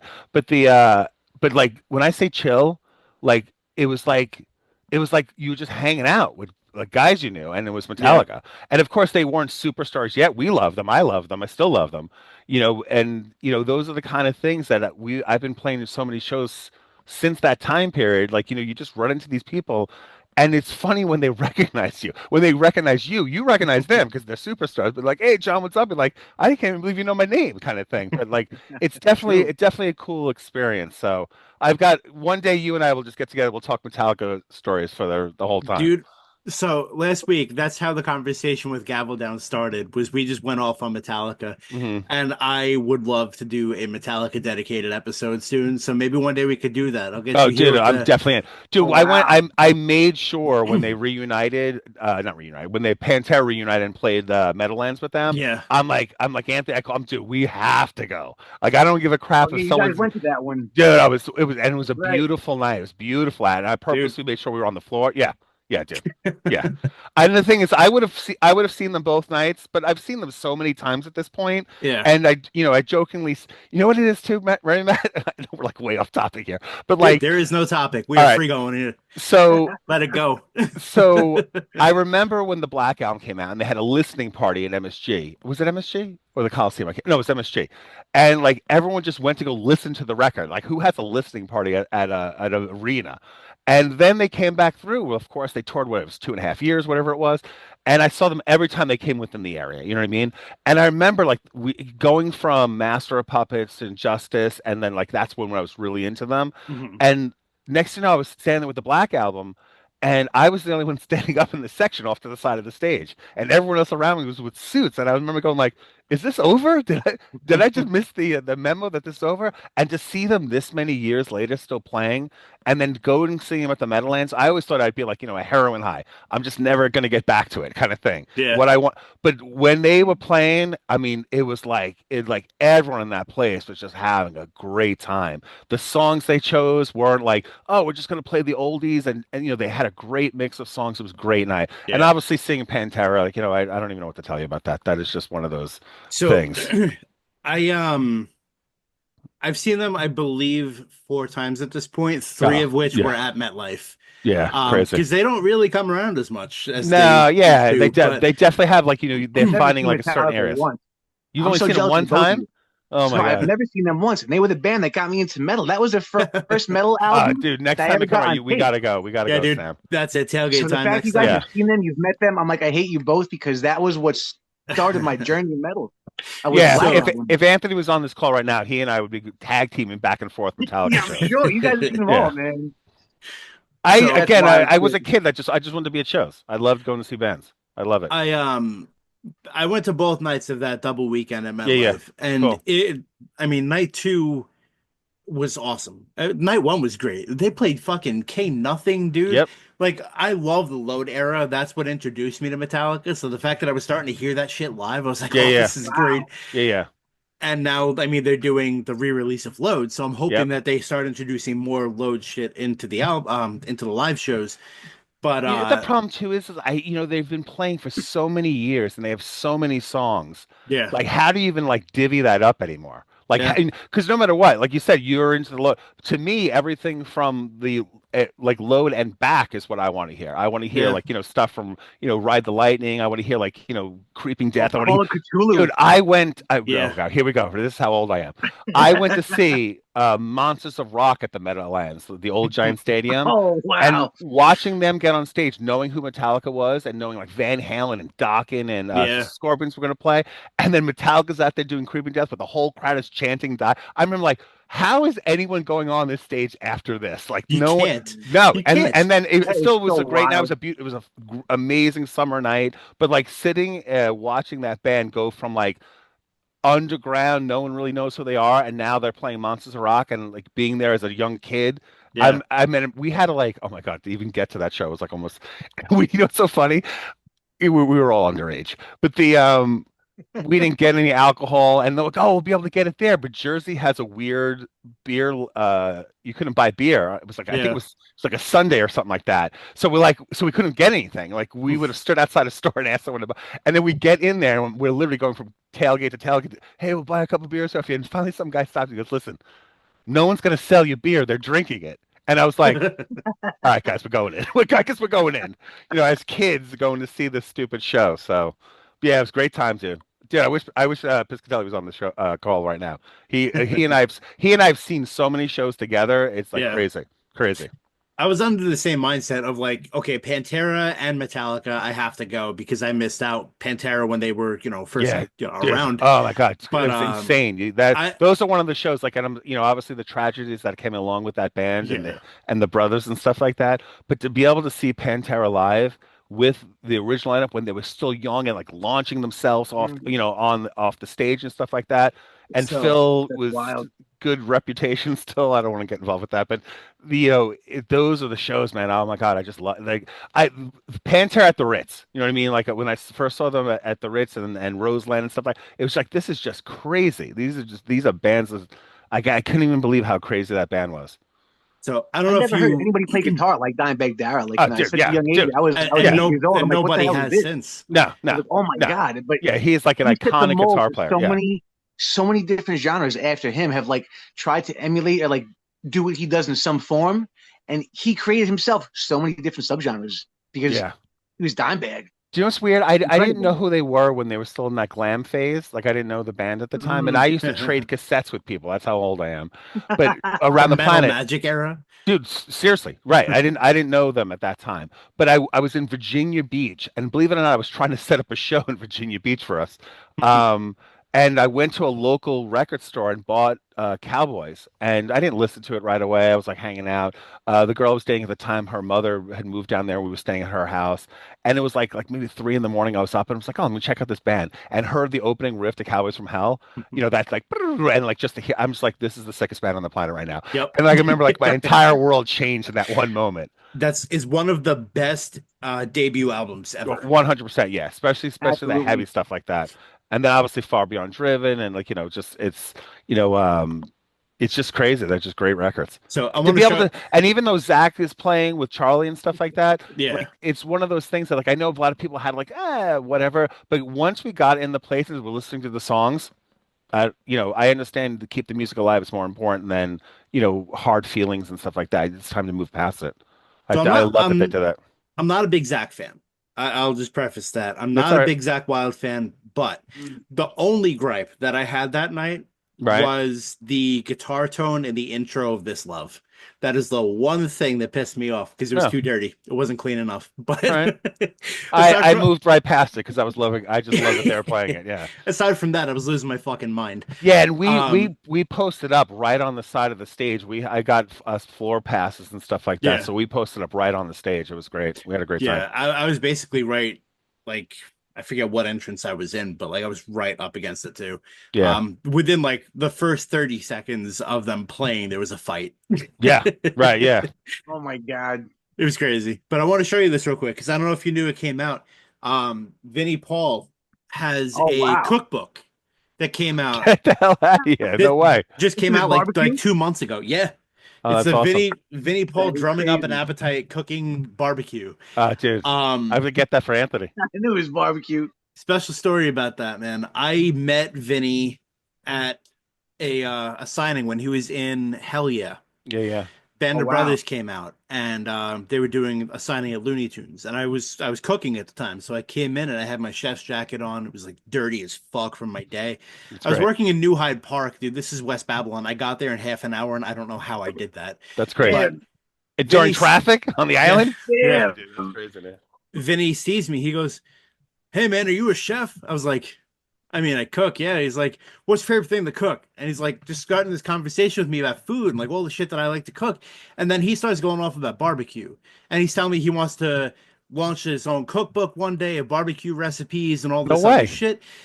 And he was talking to me for so long about cooking and barbecuing and how the guys in the band love when he cooks that the guy at Looney Tunes that was moderating the whole thing was like, "Hey man, you guys got to keep this going. You can't talk to him all night." And Vinny's like, "Oh, that's my fault, man. I was talking to him about cooking." I was like, "Man, this is That's one of the crazy. coolest moments in my life." And then That's awesome, dude. then they announced this book was coming out, and I was like, "Man, it would be wrong if I didn't get it." He had this conversation with me Yeah, yeah. years ago about It doing was this. meant for you to have, right? So the only thing that sucks, man, there's no autograph on the inside cover. I wish I had that, but like he's signed some stuff for me in the past, so I still have that. I think I have like a big Zildjian symbol with a signature on it. Oh, sick. But yeah, man, Yeah, but you know what? it's cool. Even though it's not signed, it's part of the story now. I think Yeah, it's still awesome that you got it. Yeah. it's very That's full a solid circle. memory to have too, man. It's a Yeah, good man. memory to have. Yeah, Good. I don't mind the new group that they have, like Phil and Rex, dude. They're always going to be Phil and Rex, and there's nothing Right. you could do about Dime and Vinny not being here anymore. It's so Correct. unbelievably tragic, but Yes. it kind of is what it is, and it's respectful. That's the end of the day. They're doing it from a place of pure respect, so I stand with that. Yeah, I Um, same. I think if they, they're not doing it just because, oh, we need a quick money grab or anything like that. right. It's more of like, let's go back to the fans. Like, I mean, they've got literally worldwide fans that Yeah. love that music, and I think that helps keep, those two brothers alive. You know what I mean? Hmm. Even though they've passed, like, it keeps them in people's conversation. We're talking about it right now. Yeah. People Exactly. go on in their lives and they pass away and they're forgotten in some cases. Those guys will probably live forever just because of the music they did, and now there's people out there supporting it with some, and they were part of it. Hmm. Obviously, Zach was a huge friend of Dimebags and and Vinny, and it's one of those things too. Like I think too, like when people like pick sides and like there's hate involved, like that was how many years ago? That maybe doesn't Right. define what's going on right now. Yeah, you could say, yeah, 10 years ago this is what you did, but like 10 years I've grown and maybe I'm not that person anymore, and Hmm. maybe I can make up for it. And maybe this is making up for it. Yeah.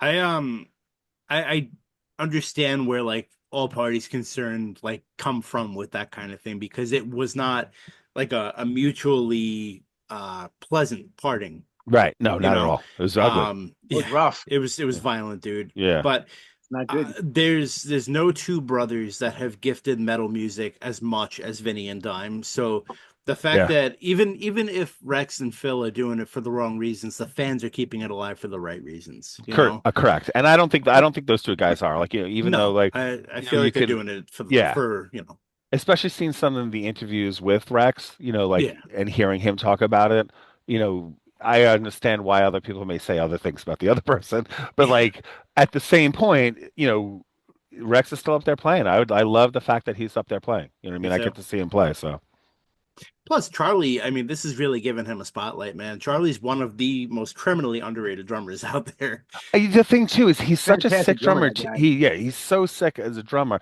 and believe it or not, I know people say this or that about whatever celebrity. I've had nothing but a positive experience every time I was in his presence. So, he's been chill as can be, and Hmm. very like hey dude, what's up? Standing here, I'm standing here, we're just BSing. So, it's cool to see him have an opportunity to sort of shine like that.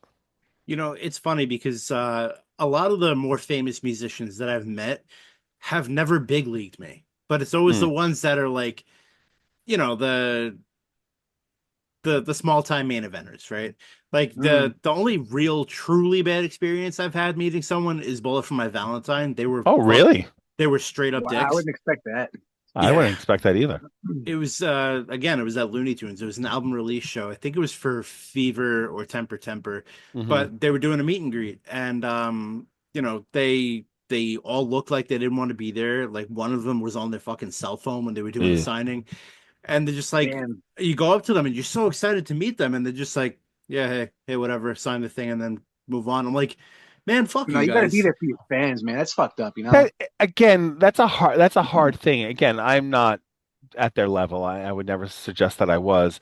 And like, when we got to play shows with like really big names, people think you're at that level because you're standing there kind of thing. I'm Right. like, wait a second, I live down the block. Why, and I remember the first person who had asked me for an autograph. I looked at them like, what the hell you want my autograph for? Like, what are you? And then they were like, "You're not going to give it to me," and I could see the face change. Like, what are you, a jerk kind of thing? And I'm the jerk, which to the point that I think to a fault at this point in my life, no matter who it is, no matter what we're talking, I'll sit there and talk. I'll sit there and talk and talk and talk. As long as you want to talk, I'll continue talking until you're ready to call it quits because I don't want anyone to feel the way you just said. I don't want that. And I'm not Yeah. even at the level that I have to worry about it on that kind of. But if you're at a meet and greet, the whole point is to greet. Right. If Exactly. yeah, greet the person who's trying to meet you kind of thing. Plus, that's also 200 people that just bought your record the day it came out just to Yeah. shake your hand. Like, Yeah, dude, the Looney they, Tune, and I love that Looney Tune still does that. The guy Carl over there, yeah, I They keep know that of. going for years, man. That's Yeah, like the they best just part yeah, about what they them. You just know, had they bring the Jonas all brother, types of what you call it? artists. Nick yeah, Jonas was yeah. just over there a couple weeks Hmm. back. So, but Yeah, yeah, they've shifted now. It's more like pop and hip hop artists, but they still do it. I mean, like fuck, man, they paid their dues with meet and greets. They had Ozzy there, they had Slayer there, Stain performed They on had the roof. Like, everybody over there. Looney Tunes is a legendary music store, dude. 100%. I've played there. I've actually played shows there. Oh yeah, Yeah, with the Looney Subject Tunes Band. is amazing, man. They've that's had cool. so many good shows at that place, man. You know what's great about Looney Tunes too, and I have to give it to the guys over there, because it was Carl's dad, I believe, that was first, and then Carl has it now, Yeah. if I'm not mistaken, if I have that correct. But back in the day when you were trying to get your music out, they Hmm. had the listening stations, and you Yes, could they did. roll in, and I could have my record up there and play it. We used to do that with the Subject Band all the time, and purposely, and a lot of people would buy it because it was sitting there. Hmm. So, I I miss those have to give days. them that's such support for the local musicians and local music on top of just, being just a great record store. They Their still vinyl. have they still have a spot there for locals. Yeah. Yeah. I have one of my CDs there still. I think there's I don't think we moved a single unit. I'm pretty sure. We were lucky enough to have it, but again, when we played the show, we brought people through the door, so it was Yeah. pretty cool. It's funny to see the people like trying to get into what you're doing in the aisles, though. It's like it's a little tight. I don't think we can make a mess here, so I try to be respectful. Yeah, they Yeah, used my to have friend Chris some. used to work for FYE, and he had us in the Oh, Roosevelt Field cool. Mall Yeah, yeah, and yeah. Oceanside Sands Mall. So I was lucky because every time he walked into Oceanside, you had our poster right when he walked in. Cool. Hmm. And That's that sick. was amazing. He moved a bunch of units for us, and I love that guy to death for doing that. Yeah, very cool, dude. It's really cool. Yeah, the music store thing is I'm glad the Looney Tunes is still there. I'm glad that Record Stop is still there because music Yeah. stores are really not as around as they used to be. No, you have to Um, find unique places like that. Like there's what's yeah, the one out in Amagansett is yeah. sick. Yeah, like you've got to like go looking for stuff. The Hmm. thing though is I think the other problem I've had is I've bought in so much media of music now Hmm. that I'm in my house and had to empty out my parents' house with all the other media that I still had. Like, what do you do with it all? Like, I don't even know what to Right. do with it. And like someone's like, well, we have the whatchamacallit in Patchogue, the guy Mike over there, he was actually a student at the college. and he's helped running that place, and he's like, oh, you can always bring your stuff in here. I'm like, but then if I give it away, then how am I going to have it? Like Right. it's literally hoarder style. But like it's between the vinyl, the CDs, the cassettes, like it's just like all this DVDs, VHSs of like bands playing, of trades that I've done like through the years. Like I remember Anthony and I went to go see, ready for this one, guys? Here's a name drops. Here's name drops right here. We went to go see the band Extreme at this Oh, place cool. called Sundance Extreme. in Yes. Bayshore. And Dude, again, I I was a love huge, Extreme. Nuno Betancourt, sick guitar player, obviously. Obviously he's got his own, historical significance on music. But One of my favorite Van Allison, Halen singers too, by the way. yeah, Yeah. Jared Sure Not for gonna Van Halen. lie. Not No, gonna lie. no, I'm not gonna jump on that bandwagon, but that's fine. Teach their own. Teach their. No love for Van Halen 3? No. Yeah, man, it's cold. That's I cold. obviously I thought maybe it would Cold, be John. more positive than it was, because again, I thought he did a good job in Extreme. It wasn't. It was a Yeah. The solid lyrics, record, the man. lyrics He are a little sounded weird, good. but like but still a great singer. Still a great singer. Their single they put out, was it 3 years ago, 2 years ago? They put that Yeah. single out. That was a sick single. hmm And he sounds great in there. Gary sounds great in that. But Alice in Chains opened up for them.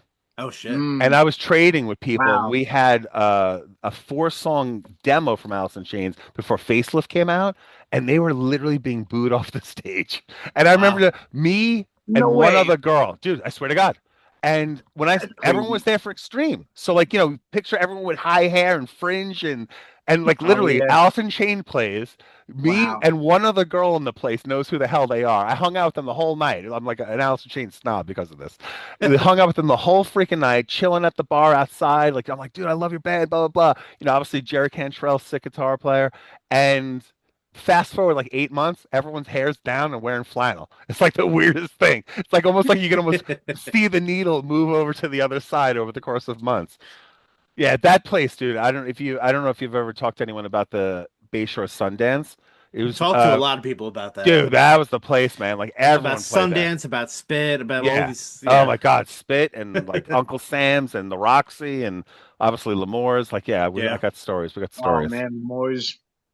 Yeah. Great Again, venue. yeah. Again, I'm lucky to have played most of these places, and I have to say lucky because again, there's not places like that anymore. No. Like the closest you got is maybe the Paramount, and that's a great place. But like Sundance, I don't think it had running water in the bathrooms. Like it's just like a hole, like in a wall kind of thing. There was I mean, obviously the venues, but like the Downtown, the Crazy Donkey, Dude, great places Oh, to play. those were places. the last clubs Last good on places, the yeah. island that like would cater to not only the nationals but also to the locals. Yep, Local. 100%. Yeah. You can't get a Mhm. spot at the Paramount. I was just talking to a couple of bands about this a few weeks ago that like the Paramount started up with the design to help locals and put them on the stage to open up, and they haven't done shit, man. They haven't No, done you have to anything. know someone to get through the door there for sure. And if you do, you're probably just playing like the little lounge in the back too. Like Yeah. it's rough, man. Like I got to play the Downtown one time. Cool. And I'm not the Wow. Downtown. I apologize, not the Downtown. Crazy the Donkey? Crazy Donkey. Yeah. I wish that I played the Downtown. Dude, you know what's the Um, sickest thing about the Downtown is that the backstage area was downstairs.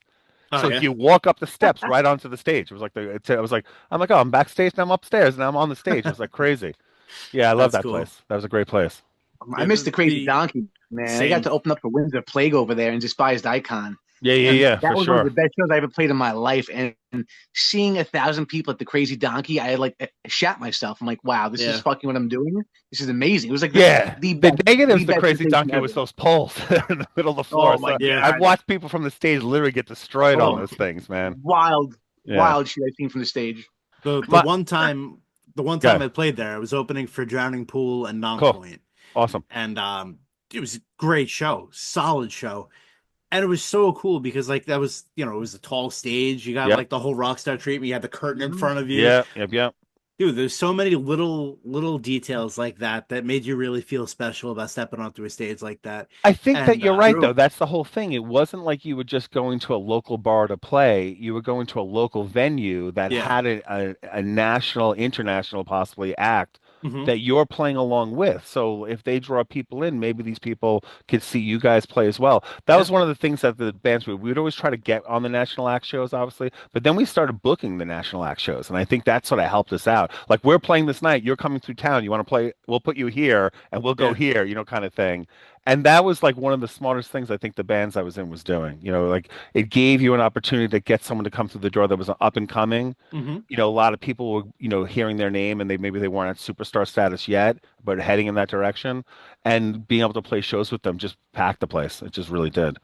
And the downtown too. My I wouldn't say it's my favorite show there because we've got a bunch of them, but like the craziest one, we opened up for, who was it? The Red Chord, like a bunch of grindcore Oh bands, wow.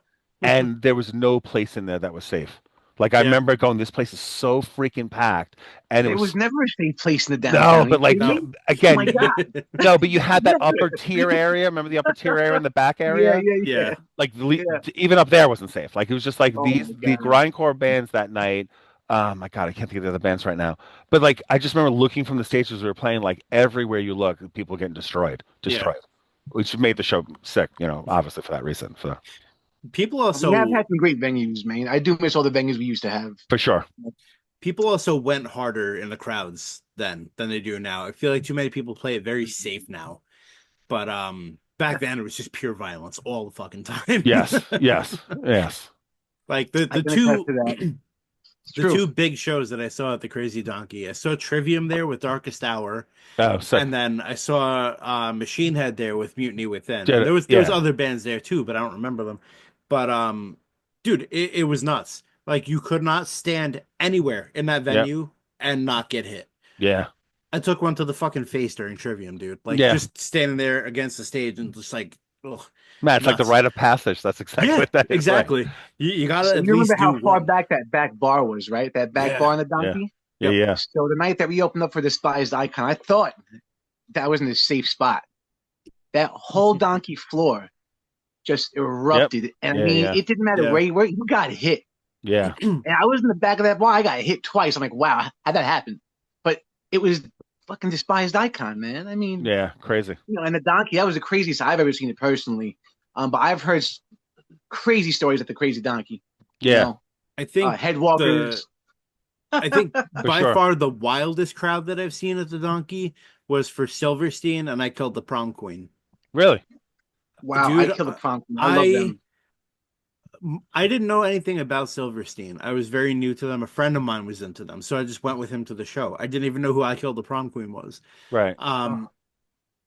Prom Queen opened. I think It Dies Today was there as well. Oh, wow, And then- that's a lineup right there. Yeah, it was crazy. I think He Is Legend played as well. Okay. And then Silverstein closed the show, and I got off the floor. I couldn't even stand there for Bad. it. So I went and hung out around the back, and like, I'm watching from that big mirror that they had. Yeah, you know? yeah. I see a girl coming out, just her nose is completely fucked, hand with a pool of blood in it. I was like, dude, what is going on? And I look around the corner, and people are just going off, man. It was the single craziest crowd I think I've ever seen at the Donkey. Crazy. Yeah. Rest in peace, Crazy Donkey, man. Yeah. Yeah, dude. Yeah, Damn, it's crazy. damn. I remember I've- hearing What it was was closing. I Wild was Wings now? disappointed. The Wild Wings are an Italian Yeah. restaurant. What is it? It's Trento or something like that. Trento, yeah. Sad, Yeah. man. So sad. Trento that had the Hep A breakout a few years ago. that's not a good thing.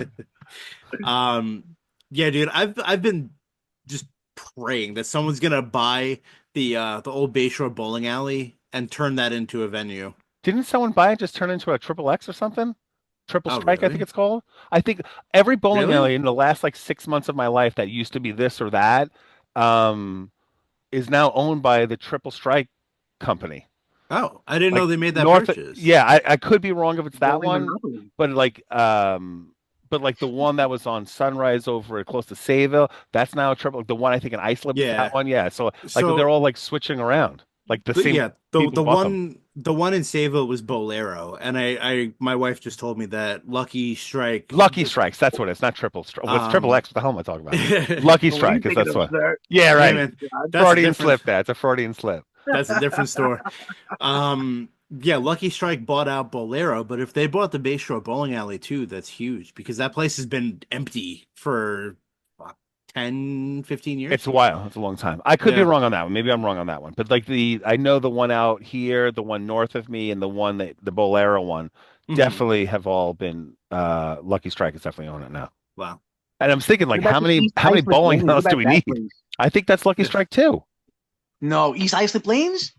Dude, I almost I want to look think it up. It's not that important to me Wow. right now, but like, because I remember going I'm past, I'm like, what the hell's going on with this Lucky Strike company? when There I was How some was many good shows bowling at alleys that do we place. need?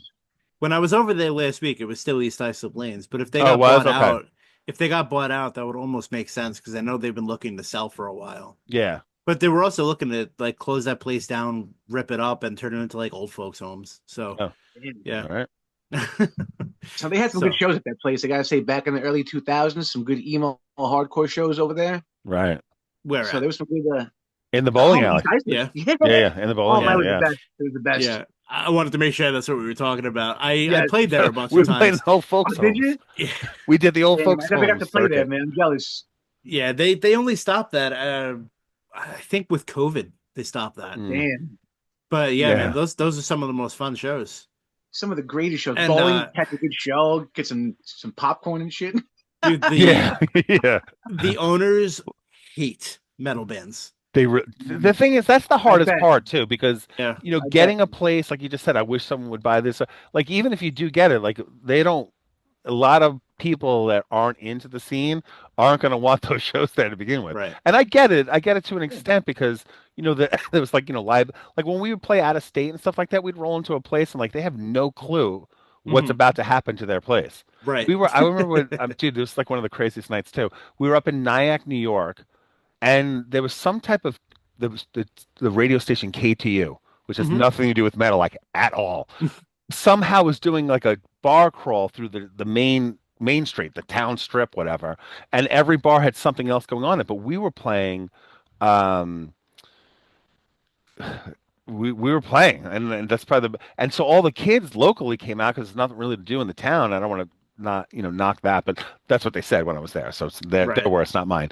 But and all of a sudden, Goomba Johnny, the DJ, comes walking through the door with Heineken girls with Oh, like no way. merchandise and stuff, and he's like, "Can I introduce you guys? We're doing this thing," and blah. And I'm like, "We're not really into like the with that kind of music, dude." And he's like, "No, I'm just gonna Kumbaya introduce you." Johnny. Yeah, dude, that's what I'm saying. That's what I'm saying. I So used this to like make I can't. Kumbaya Johnny sandwiches. He was dating a woman in my town. I But used to make his sandwiches on the weekend. right, I can't make this story up. That's what I'm saying. Like, I'm not, Fucking where am I coming hilarious. up with this story? But all of a sudden, he's like, and he introduces us, and the second we start playing, the place like erupts. And Oh, this shit. club has no, and it's like a bar club, good stage though, Yeah. and has no clue this is about to happen. The kids just go crazy. They're ripping stuff off the wall. You see Heineken merchandise flying left and right through the air, and I'm just like, and I could see like this is the one and done. We're not playing shows like this ever again because of just what happens next. And I get the nervousness of it because of Yeah. witnessing it.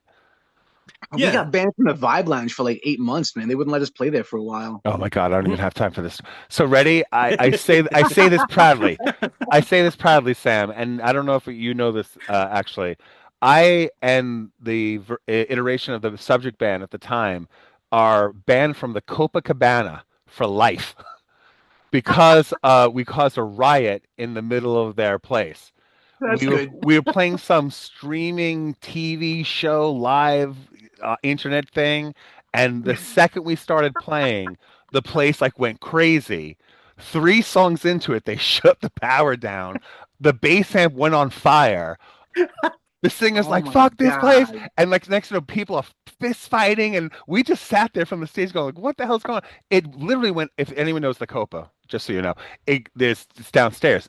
It went up the stairs into the streets of Manhattan. Cops had to be called. It was like crazy, and then Oh we my got a letter: god. "You're banned for life." So I am officially banned for life from the Copacabana. Round of applause for you, my good sir. Yes, Right. Round of sir. applause. If not, so I won't Wow. book a show over there. So good. Yeah, yeah. I don't think that I could be arrested on site. So Dude, God, I really miss the days of like a stage, you know? for sure. Like, I mean, not just obviously playing on a stage, but the days of feeling like, you're a rock star, even though you're fucking the In a local local band. boy. Yeah, and I think that's the thing too. I mean, I think when you start playing music in a band, the goal is to play shows and try to get your music out to people that would enjoy it. And like it's Hmm. and again, this music is not for everyone, and I No. don't expect everyone to like it. But the people that do like it, they like love it. And I think that's the person you want. And and I have to say this too, and we've been talking about all these other places, and I will give shout out to Tom and uh and everyone over at AMH. Yeah. They have cleaned that place up Dude, and it's it is beautiful. it's a different place. It's like I I walked through the door to see Deadlands play, Oh, and Ooh, cool. my students work on sound there, and the two of them are in the group itself. But so I come to support. I'm there to support it. Obviously, Casey and Anthony and stuff like that. But they when I walked through the door, of course, from playing shows, like the guy's doing sound, Tom, he's my student, so I know everyone over there. But like I Yeah. walked through the door, I'm like, you guys clean this. This is a beautiful place now. So Yep. like it almost is mhm. like that's a great place to go play. Like they had Hatebreed there for 4 nights. Yep. You know what I mean? And like Hatebreed's playing like AMH down on 110. So if that and that's right in the middle of the island. So people east can come, people west can come. So I'm glad that we're actually playing our first show there, and I'm hoping it goes well. I know we'll have a decent head count. We're playing with Cypher, and one of my students is in that group. The Russ over from Reef of Jesus Beat the Christ, tongue. Tongues. I was Read going to the say Thorns. tongue. I know. I want to say there's another band called that, Tongue. but Yeah. that's like I love that record. They just put out this great record, and they're playing that night, so it's going to be great to play a show with them. And like they literally texted me like, "Dude, are you playing a show with us right now?" And I go, "Yeah." And they're like, "What? What?" And like they were like students of mine, and like I've seen them play in other bands through the years, and it's like again, it's just going to be a great opportunity and like a That is a one big crazy happy lineup, family. by the way. Just to kind of go back to that, Yeah, I don't know if you remember the band Sewn in Tears, yeah. but we actually played with them together back in like 2006 at the Donkey. They had their EP release, but Hmm. this is their first time playing in 15 years. So Wow. this is actually really big for them. And me personally, I can't wait to see them again. Cool. I used to play with them a bunch of times. We have the band Power Lies. They are coming up. They're fucking awesome. And again, just seeing Cypher and Wreath of Tongues, and then Locked in the Vacancy from Brooklyn. Yeah. Hmm. Those guys are legends, man. They've been around forever. Yeah, and So and again to give it up to Sam with the Cross Island Connection, just to give you a plug, Sam, um, thank purposely, you, John. and the show that's coming up. But like I saw when Cypher reunited, how many was that a year ago? Is it a year ago now? Last February. Yeah, so I dipped into the show because Sam was telling me that. I'm like, oh, let me go see what those guys haven't seen them in years ago, Hmm. and like great show. It was great. Like if you're a Cypher fan, it's like all the songs and it's like you got to see it. And again, it was like a family reunion. You go through the door, and Sam, We were like every two way over seconds, like capacity at Shaker's yeah, Pub, by the way. That place yeah. should not have had that many people inside of it. It No, was no, it awesome. was pretty It packed. was Yeah, awesome. yeah. It was a good night though. Good night to see everybody. So with Cross Island, I think you might have just booked a couple of my friends' bands. Monolith Zero and In Lucid Dreams. Yeah, we're doing a free show. Yeah. Yes, Over sir. We're over at doing Shakers, right? this is a 30-year anniversary for Cross Island Connect. This is the start of our third year, and Very cool. we're also Congratulations. celebrating. Thank you, man. I never thought that I'd be doing this again, to be honest. Any of this. But then we're also celebrating In Lucid Dreams. It's their album release. Cool. So I want to That's give a shout awesome. out to those guys because um, Joe Lupo, who plays drums in that band, does amazing Mhm. sound, and it's coming together well with them, and we're doing it together. And this is for the community. This is to celebrate something nice, and I'm going to have some vendors, and hopefully we can pack Shakers out, man. It'd be nice, especially if it's fucking free. What else are you doing? It's free. Exactly. Yeah, roll in hear some good music. I just had Monolith Zero on the show a few weeks ago, and Cool. they were telling me about like how they have the show coming up, and it's going to be the first one. I think the first one with their new drummer, which I don't even think they've announced yet who the guy is, but Oh it's wow. exciting stuff, man. It's really cool, and I love seeing shit like that. I love seeing bands that are just like, let's do it for free. Let's just pack the Yeah, house. You yeah, know, yeah. that's such a good mentality to have, man. Like It's it's so good for the it's community too because it shows. Like yeah. honestly, I do this because I love it. Hmm. Honestly, if I was not involved in metal or hardcore when I was a kid, I don't know if I'd be alive. This Yeah. shit really saved my life when I was a kid. It was my outlet, and to be able to give that back to somebody who might need it for the same reasons that I did, Yep. it's like, you know what? that's all that matters, really, you know. And it keeps me involved. There's so much fucking talent out there. Yeah, It's man. insane. I wish I could book every night because Yeah, yeah. there's so many bands out there. It's just like I want to book you. I want to book you. I want to book you. Oh my god. It's crazy because like right now I feel like there's such a hot spot for bands, especially on Long Island. Like I've been waiting for this kind of resurgence since I started, you know. 2007 I was in Requiem of Ashes and we played till about I want to say 2010. Hmm. But we would play at Finn's, which is now Shakers. Yes, Mm-hmm. Oh, And Stings, yes. dude, every single show went till like 1, 2 o'clock in the morning, and for sure. there was a packed house till 2 o'clock in the morning consistently, just because that was the place to be on a Friday or a Saturday night. You knew you were going to see some awesome metal bands. You knew what the scene was like. Yep. And now it's like you got to beg and plead and like basically negotiate for people to come see your bands or to come see your Yeah, band it's play. it's definitely And different for sure. You're right, because people would go out to be out, not just because they had to right, go see a friend, you know. So it's definitely exactly. a lot different than it used to be. But it's also the fact that like people don't invest in local music the way that they should. Mm. Which I use the word invest because money, Yeah, people want to know what they're spending their money on, that they're going to get their money's worth. And I've been It's saying true. this for shit, man, for way too long at this point, that the best shows that you could possibly see are the ones that are in your own backyard.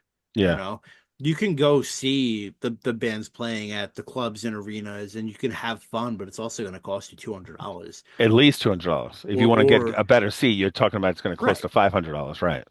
Yeah. and if if you drink at the show, it's going to cost you probably at least another 100. Like Yeah, there's so much shit that goes into going to one of those shows that's like, okay, yeah, I invest one night, but I get to see Metallica right. or, whatever.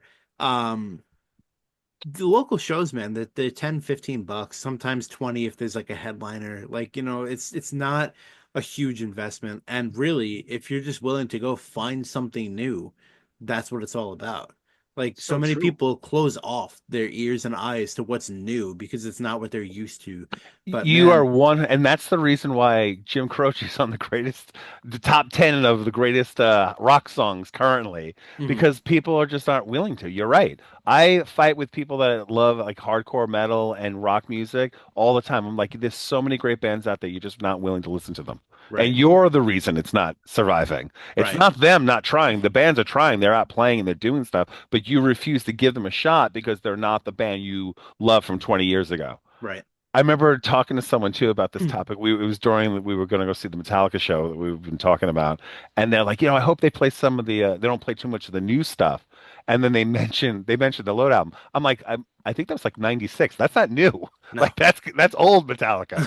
And like they were just like, well, you know what I mean. I'm like, no, I don't know what you mean. You're just out of touch of like what's going on. And I don't mean any disrespect to people who are busy with lives and stuff like that, but it's like you're right. There's so many great bands out there. Like I Hmm. went to go the anniversary from Poison the Well. I was telling these guys, I was trying to get them to go, and I was like, everyone's a couple people busy. I'm like Poison the Well's, doing the anniversary show. Hmm. Glassjaw's playing. Better Better Lovers is Lovers playing. played. Dude, Oh, Better so sorry Lovers to miss is that my too. favorite band right now. They're just sick. I mean, I Yeah. So loved good. every time I die, but like and don't get me wrong, I like Keith Buckley's voice and stuff like that, but anyone who knows me knows that. But like Greg from Dillinger on Yeah. vocals with like It's a the different animal. and Will Different animal with Putney, that the band. producer, like it's just a sick record. They're sick Yeah. live. And so I'm like, you gotta go see these guys. And Hmm. like of course I went. I've seen them now, I think 3 times now. And they're like, oh, I'm busy. Like, what are you doing? Like, Hmm. it's one night. I'm not asking you to go every night. It's one night. Go see a great show. You don't even have to stay the whole night. Could leave a little early if you want. I stayed the whole night. And then Brooklyn Paramount's beautiful. I Yeah. don't know if you've been there in a bit. It's beautiful in there. So Brooklyn Paramount, I just saw Machine Head there. Oh, sick. Yeah. Nice. Yeah, sick. Machine Head with In Flames and shit. I can't Dude, remember I the love In Flames. I've only seen In Flames one time. Yeah, They I've seen were him a couple times. amazing. Lacuna Coil was there Yeah, too, yeah, and Wow. I know I'm missing a band. Oh, On Earth. yes. Yeah. Yeah, Oh, On On Earth. Earth, I love sick. them. Crazy. Sick band. I Oh saw my them Oh, at God. the On Earth. Donkey. I saw them at the Donkey. Yeah. Yeah. That was the night they probably filmed the video there. Oh my God, the Ongoing I Storm couldn't even days tell or you. The place was packed. and it was sick. It was a sick night. Dan from Gaveldown was just telling me last week that one of Unearth's most famous songs was shot, well, At the the most Donkey, famous videos was shot at the Donkey. I crazy. would only have to assume that was the show. But The Black yeah, Hearts dude, Now Rain. Is Oh, that the video they is filmed? that the video? At I'm the not Donkey? I might have sure. to go look now. I'll I have might to have to go ask look. him. Yeah, But yeah, I've seen dude, them so many times. I love them there. that venue was beautiful. it is. Is what It's. I I can almost say felt about bad. that. I almost felt bad. The crowd, like, guys, take it easy. They just redid the place, like, because of how beautiful it is. I looked up and I was like, holy shit, I man. know. You look up the The cathedral architecture, ceiling, right? and I'm like, oh my Dude, God. it was, and like with the skylight and stuff, with Yeah. the blue coming through. I was like, It was Like, they were why are you playing. doing heavy metal shows here? Dude, I when I saw it when I walked in, I'm like, is this place gonna get wrecked from these shows? Because I knew Machine Head was coming up and stuff like yeah. that. And but like after the walking out of that place, I'm like, this is a great venue. I'm gonna see more bands here. Yeah, I'm definitely 100%. gonna say, yeah, So easy to get to too. I super like easy. I And took a parking's around the block, like a 2 second walk. I If mean you don't I want to park on the street and stuff like that. I didn't even park. I took a train and an Uber. So But yeah, I drive. I still drive places. I do too, unless it's a concert, because I hate driving after a concert. I gotcha. I And it's gotcha. just a Oh, pain in the the worst. ass. You're so tired, man. Yeah, Especially if you're on the dude. floor, That's why pushing people off you. Damn. that's why I hate going to MetLife for shows, because after a show I'm just like, I don't want to drive for 2 hours, No, dude. I still drive that too. I'm a giant season ticket holder, so I'm conditioned Damn. myself Ooh, to you're not a giant fan? my condolences to you, sir. Uh, you know what? I'll take it. I saw a bunch of championships in my life. Yeah. Any negative in the betweens, I'll take. We're gonna bounce back though. We'll be back. I'm not a Giants hater. I'm also a Saints fan, so like I can't really talk all that much shit right now. Right, right. I So gotcha. I gotcha. I'm looking yeah. forward to this season either way. Yeah, man. I ironically, I was watching the Brett Favre documentary. Ugh. He's such a piece of shit, man. Dude, But well, like, Yo, I it's like know. who makes a documentary about themselves and like talks like that? Like uh, anyone who says the phrase, I don't subscribe to that. What did he say? I don't subscribe to that. Fuck Brett Favre, by the way. yeah, He probably didn't say it. I don't subscribe to those feelings or something like that. I'm yeah, like, what are who are you? Like, who do you think? dude. I understand he's an athlete and I get the athletes being put up on a pedestal, but like, shut up. Fuck that guy. You must be a Jets fan, right? I'm assuming. No, not even you. See, I didn't want Vikings. to have a discussion with you guys. No, nope, Dude, nope, nope. I know I we've am. talked about this earlier, but I almost had to start going to church again I'm a Dallas because Cowboys when he fan. went to the Jets, Oh no, I'm done. oh yeah, I'm signing off. you just said it. You just said it. You just said it. Like you guys didn't even want to have this conversation with me, man. Yeah, That's I it. know you've kept that quiet for a while, there, Sam. Listen, I know. That's I hurt wear a little bit I when wear you it said it. It proud. hurt. It I wear hurt. it proud. I know Cowboys fans. They're all good people, Are they? but Not in my area. Not in my area. But when he went to the Jets, and I was saying to all my Jets fans, the second he signed, they're like, "We're going to the Super Bowl." Normal Jets fan reaction to anything that happens in the summer. Yeah, No they said games the have been same played. shit about Aaron Rodgers. Everyone. But the Brett Favre thing, the Aaron Rodgers thing, like when Aaron Rodgers joined the team and then he Mhm. went down 4 plays in, I was praying for him to have his worst season. And then Dude. when that went down, I was like, huh, I guess I got to go to church this Sunday. My dreams are coming true right now. I was like, I should have That wished for the lottery win instead. that injury, the Dude, Aaron you can't make Rodgers, that up. man, You can't even make that that up. was so indicative of how big of a mistake it was to sign him. Crazy, dude. Oh man, Crazy. my What they do, though, it's what they do. It's what they're good at. It's what Yeah. they're good at. I know a lot of Jets fans, and I laughed through that entire season. I was It like, was you guys, insane. you're not doing shit. Yeah. As bad as my Saints are, you're not doing shit. It was Like, insane. oh man. And the fact that now he's a Steeler. Yeah. That's fucking crazy too. So the whole thing, Favre, Rodgers, it's just crazy. Yeah, dude. But like to circle back, I watched that documentary and I sat there and I was like, man, I'm so excited for football season this season. I need it back. Like I Yeah. haven't really watched as adamantly the past couple of years. Like I'll put on a game or two a season. I'll follow like the stat lines and shit. But like Yeah. ever since Breeze left, I haven't really loved watching the Saints play. And Definitely that's not the same team. yeah. He was obviously a pinnacle point of their success. And they've been He struggling. was like the They heart, haven't found man. Yeah, man. But All that, I'm a why you Giant got fan. teams? I bleed blue. Rangers, Giants, good or bad, I'm in. I'm not going anywhere else. Yeah, I'm Islanders Saints, but Yeah, yeah, dude, it's rough being a New York fan. I yeah, when I followed baseball, I was a Feel Mets bad fan. for you I guys. gotcha. The blue and orange thing, like man, Yeah, the color scheme will break your heart. yeah. Yeah, it It's does. almost like a curse. You have blue and orange mixed in your uniform. Chances you're not doing well. No, zero shot. The Knicks Yeah. almost had it. They almost did it, and they fucked that up too. But I'm Right. so sorry for you when guys, man. I really am. dude, It's tough. when I met my wife, she didn't really follow any sports. So I was like, all right, my goal is to get you into football and hockey. Those are my Hmm. two favorites. So let's see. And I took her to a hockey game. She fell in love with it. Yeah, it's a great She sport. is now also a diehard Islanders fan. Sorry to hear that. Thank you. It's balanced. She has to know loss somehow. So Right. That's how you know when things are good, because of how bad it could possibly be. Right. and I took her to one football game. It was like a Jets like preseason against the Saints. So Hmm. tickets were cheap as hell, man. We got like basically on the floor for $8. Yeah. Um, so it was cool. That was her first game, and she actually got good seats. Cool. That was the last Breeze season. They had Teddy Bridgewater picking up the slack and that shit. Hmm. So like it was a good time for her to see a football game. But hockey's what she fell in love with, and then Yeah. like the Islanders started taking such a shit these past few years. Yeah, And they have like, not done well. no, man. She was I begging do me. love their stadium, though. They have a great stadium. Oh man, Actually, UBS is so the sick. UBS definitely is a huge improvement. I hated Barclays, but I'm a Yeah. Ranger fan, so anything the Islanders do that's bad, I'm happy about. You're biased, man. Yeah, Get just out of like I'm here. like, oh, you got a shitty stadium, Coliseum, shitty stadium, Barclays, like you guys suck. Your stadium sucks. And of I course, didn't. I played hockey since I was 8 years old. I had to stop in 2020 because I did hurt my spine. Mm, Most likely from playing hockey since I was 8 years old. But like when I would still be playing hockey to this day. I played ice hockey literally forever. yeah. And the teams I played on, we were always like the mix. Half were Islander fans, half were and so we'd go to the games and we'd almost fist fight each other. Like that's how crazy they were. She's been begging me, like, could we please go to a game? Could we please go to a game? And my response has been pretty consistent. I'm not spending money on this team. Like, not Mm. right now. Like, let them at least fire Lou, and then we'll go see where they're at. They Is just that what you hope fired. for, Lou Morello going out the Oh door? man, You're hoping? he's gone. Yeah. He's gone. They replaced him already. So hopefully Wow. this season's gonna be good. I mean, they got Patrick Waugh, who's a fucking legend, but like Wow. I don't he's know, dude. When they signed him as the coach, I was like, let's see better how than this what they plays out. had. It's better than what they Again, had. if you're down this low, the only place you really can go eventually is up. Amen, Damn, Right. dude. rough. Amen. But I hope they get destroyed every Ranger game you guys play. So Ah, well, it'll probably happen.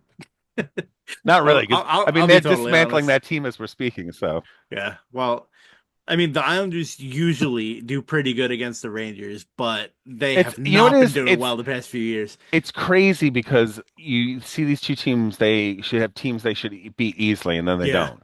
And then they go against these other teams and they play really well and they play Hmm. against each other and they're great games. I was at the outdoor game at the Meadowlands and stuff Oh, like that, cool. like where the Rangers came back, obviously Rempe out there knocking people Crazy. out with his like 900 foot like stands and stuff like that. So of course it was just a great, and had good seats too, so I could see perfectly. But like it was one of those things that like we should have outdoor games for the Rangers Islands like every year because Absolutely. the stadium That and should just be a thing. It like should be. watching the Islanders win the majority of the game and then slowly the Rangers crawl back into it and eventually pull it out, like watching the fans interact, Yeah, dude. that in itself was a show.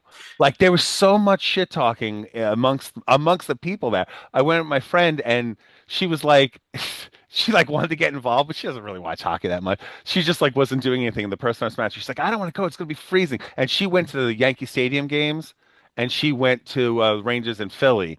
Oh, Um, cool. yeah, so I've been to every outdoor game, but she's like, I can't take the cold. So, and I'm a hockey player, so I'll stand out there in shorts if I have to. But Okay, it's I'm one of not those going to that things. game. As soon as the shit talking happened, as it slowly started creeping back up and tied it up, like it was just like that in itself was entertainment. Forget what's going on the ice. In the stands, it's like maniacs. Yeah, dude. Alcohol's 2 hours I can in, imagine kind the of thing. alcohol So and the it was cold. crazy. Crazy. That's it. The only thing warming you up is beer. That's Right, nuts. right, yeah. Dude, the You're the Yankees. hatred of your enemy. I took my father before he passed away. My niece, my father, the person I'm married to, and me at the Yankee Stadium game. Um, it was so freaking cold that when you ordered like a bucket of fries that they have at Yankee Stadium, it's like a little Cold bucket. ass fries. The Yeah. second they handed it to you, it was Um, steaming. You walked 10 feet, it was fucking ice cold. It was Yeah. just so cold out. And that was the last outdoor game she went to. She's like, I'm not doing this anymore. Like, I don't blame her. I'll watch you on the TV if I have to. Right. Yeah, dude. The electricity of a hockey crowd is so great, man. I love it. I I could like watch two different colored Wild. jerseys. It's a good game to me. Yeah, dude. Like you can go to a game without being a fan of either team and just appreciate the game and the crowd. Like that It's a different sport, man. yeah, It is. dude. It's fast It, paced, it's aggressive, and like And I think exactly like you said, you don't have to follow it. It's Mhm. just you there's so just much energy again, there's involved. so much going on. You could look in different directions. So Yeah. again, I've played since I was a kid, but my niece at the time, she was 4 years old. mhm. She's like, I want to go to a game, and I'm like, all right, let's go to. I take her to the Coliseum preseason game, Ranger Islanders. We're in the fourth row, like right behind the Islanders, or right to the side of the Islanders net. Mhm. Within like 2 or 3 minutes of being there, there's three fights directly in front of us, and I just watched this kid's life. To this day, super fan, all because of that one day. That's And all it all it takes, takes. dude. yeah, and her and she's a huge Islander fan, and I hope I'm gonna make her watch this. But just because the amount of shit talking between the two of us through the years is like astronomical, and she's in her 20s now. Like, so it's like, so it's like one of those things we've just been going at it since she was a child. Great time though, great time. I will say, and I doubt he'll see this because we don't really speak, but like my uncle got me into hockey when I was a kid too. Cool. Um, I would say probably about the same age, 4 or 5 years old. Actually, no, yeah, definitely. I was in preschool. Um, he is a massive Rangers fan. To this day, So he's he and I a are best fucking friends Rangers already. fan. I don't even know this guy. I love him. Boo, boo. He taught me about everything hockey. Yeah. Everything. And he taught me based on the Rangers. So like no matter how big of an Islanders fan I am, I still have a lot of respect for the Rangers, especially the classic players, Yeah. Like Stars back in the day, yeah. I go to the Garden and I see the jerseys hanging up and I get chills. Yeah. Because like that's what I learned about as a kid. And like here I am, like I haven't spoken to him since probably 2008. And I'm just as big of a hockey fan now as I was, but because of him. Cool. Which Good you know, sport. it's that influence that you have. Like you plant that seed and then you just watch it Mhm. grow, you know? Yeah, her older brother was with us this one game too. Do you remember when the Dragons played at the Coliseum, the football Yeah. in arena? So they had Yep. Sparky, the Yeah. mascot.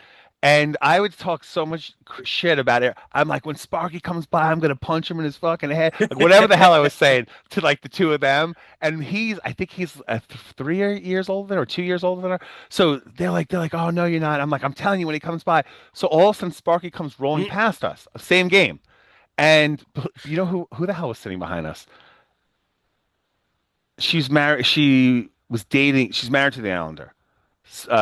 Celebrity actress. I can't pop in my head. I said she's sitting behind. So my nephew's like looking at her, like, "Oh my God, look at her! She's like gorgeous, whatever." And so he's like flirting with her, and all of a sudden Sparky comes rolling up on us, and he's like looking back and forth. And I guess he was trying to show off of something. He's just about to pass as my nephew jumps up, grabs his wings, plants his feet, and pulls him backwards and goes, hit him to me. And I'm like, oh my God, let him go. No. Because he really thought I was going to hit the thing. And he's like, why didn't you hit him? And he was like trying to impress. Oh my God, is she a Disney girl? Oh my God, she's married to? I'm gonna have to look it up. I'm literally gonna have to look this up. I don't know any celebrities married to Islanders, unfortunately. He thought he was Superman at the time, huh? Yeah, no, dude, he really thought I was gonna like go at it. Hillary Duff. There we go. Oh, she was Hillary married Duff. to someone on the Islanders? No, she was married to Hillary Duff. Is married to.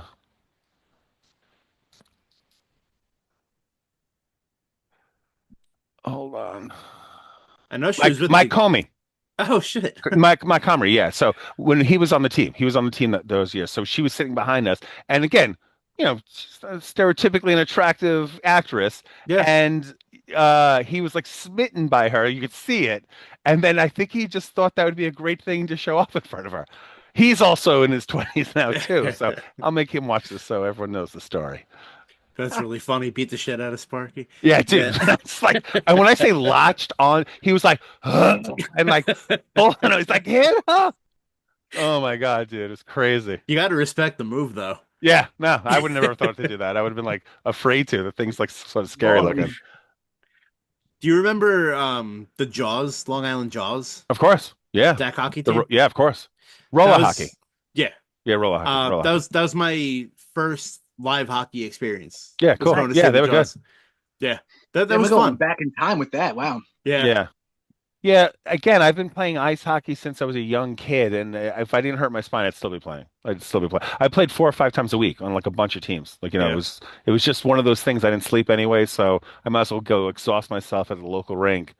And the team I was on too, we were together for so long. We traveled. We did like tournaments in Vegas and Atlantic City. They were up in Toronto, like just all over the place. So like I'm a serious hockey fan. Yeah, dude, and it's cool that you had that experience with your niece and nephew too, man. You never forget who showed you the game for the first time. No, so, seriously. Yeah, my father took me a Ranger Devils game when the Devils were awful. And I was expected to get a win out of the game because I was still already watching. It was, and believe it or not, it was like the Olympics, the Miracle on Ice Olympics like storyline. I'm like, oh wait, they were able to beat the Russian team. Like I didn't even know what that meant as like a young kid. And becoming a Ranger fan because my father was, he obviously had Giant season tickets as well in the family since 1958. So I obviously have to be a fan for that reason. I couldn't live at the house if I wasn't. Right. But when he took me to the game, Devils was so bad back then.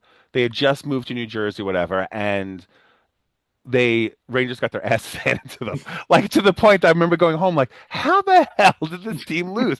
Was it Steve Weeks was the goalie? They shot a puck off the glass.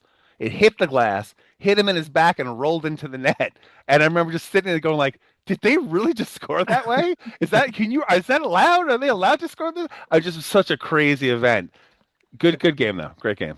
I can only imagine. Yeah, great horrible first game. I went to Islanders Devils, I want to say 2009 with my buddy Andrew, and I bought him tickets for Christmas because like they had this deal.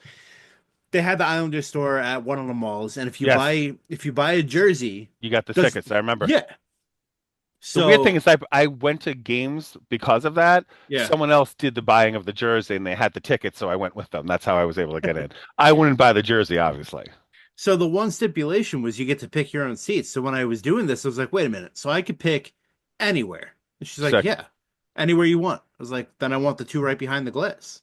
Nice. So we sat feet touching floor behind the glass. Islanders shoot twice. And it was Islanders Devils. Matt Martin was newer on the team. Nice. And most of that game was him beating the absolute shit out of anyone on the Devils that he could find. Dude, to this day, it's one of my favorite games that I've ever been to. I, again, appreciate the people who fight because even though I understand this sounds childish to say it out loud, I miss fist fighting. The last game I had was March 15th, 2020, and I got into like a free-for-all brawl on that game. It was as COVID was happening. I think there was no test at this point, but I 100% had COVID. Recovered from it, couldn't skate because I couldn't breathe. I was so like winded, and basically left the game because I'm like, I'm not going to help the team anyway. I might as well get into a fight and get out of here, kind of thing.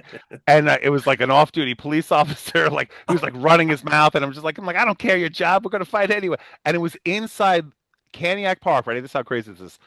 Caniac Park, which has the old Coliseum boards in it. Yeah. Before they redid it. And where the scorekeepers are and the penalty box are, there's no plexiglass between it. There's no glass between it. So when he was running his mouth, I basically stepped over, walked through the scorekeeper area because there's nothing to stop me from doing it, grabbed him out of his penalty box into the score, and then started fighting right there. The refs couldn't even get to us.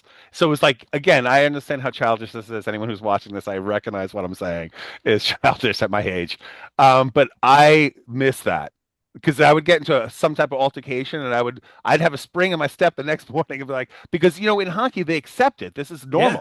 This is just normal. It's a gentleman's agreement in that game. And outside in society they call it assault. Yeah. So it's like one of those things. But like I would still be playing to this day, and I'm sure I'd still be getting into fistfights because I am that person. But anyway, back to Matt Martin. Why I'm even talking about this?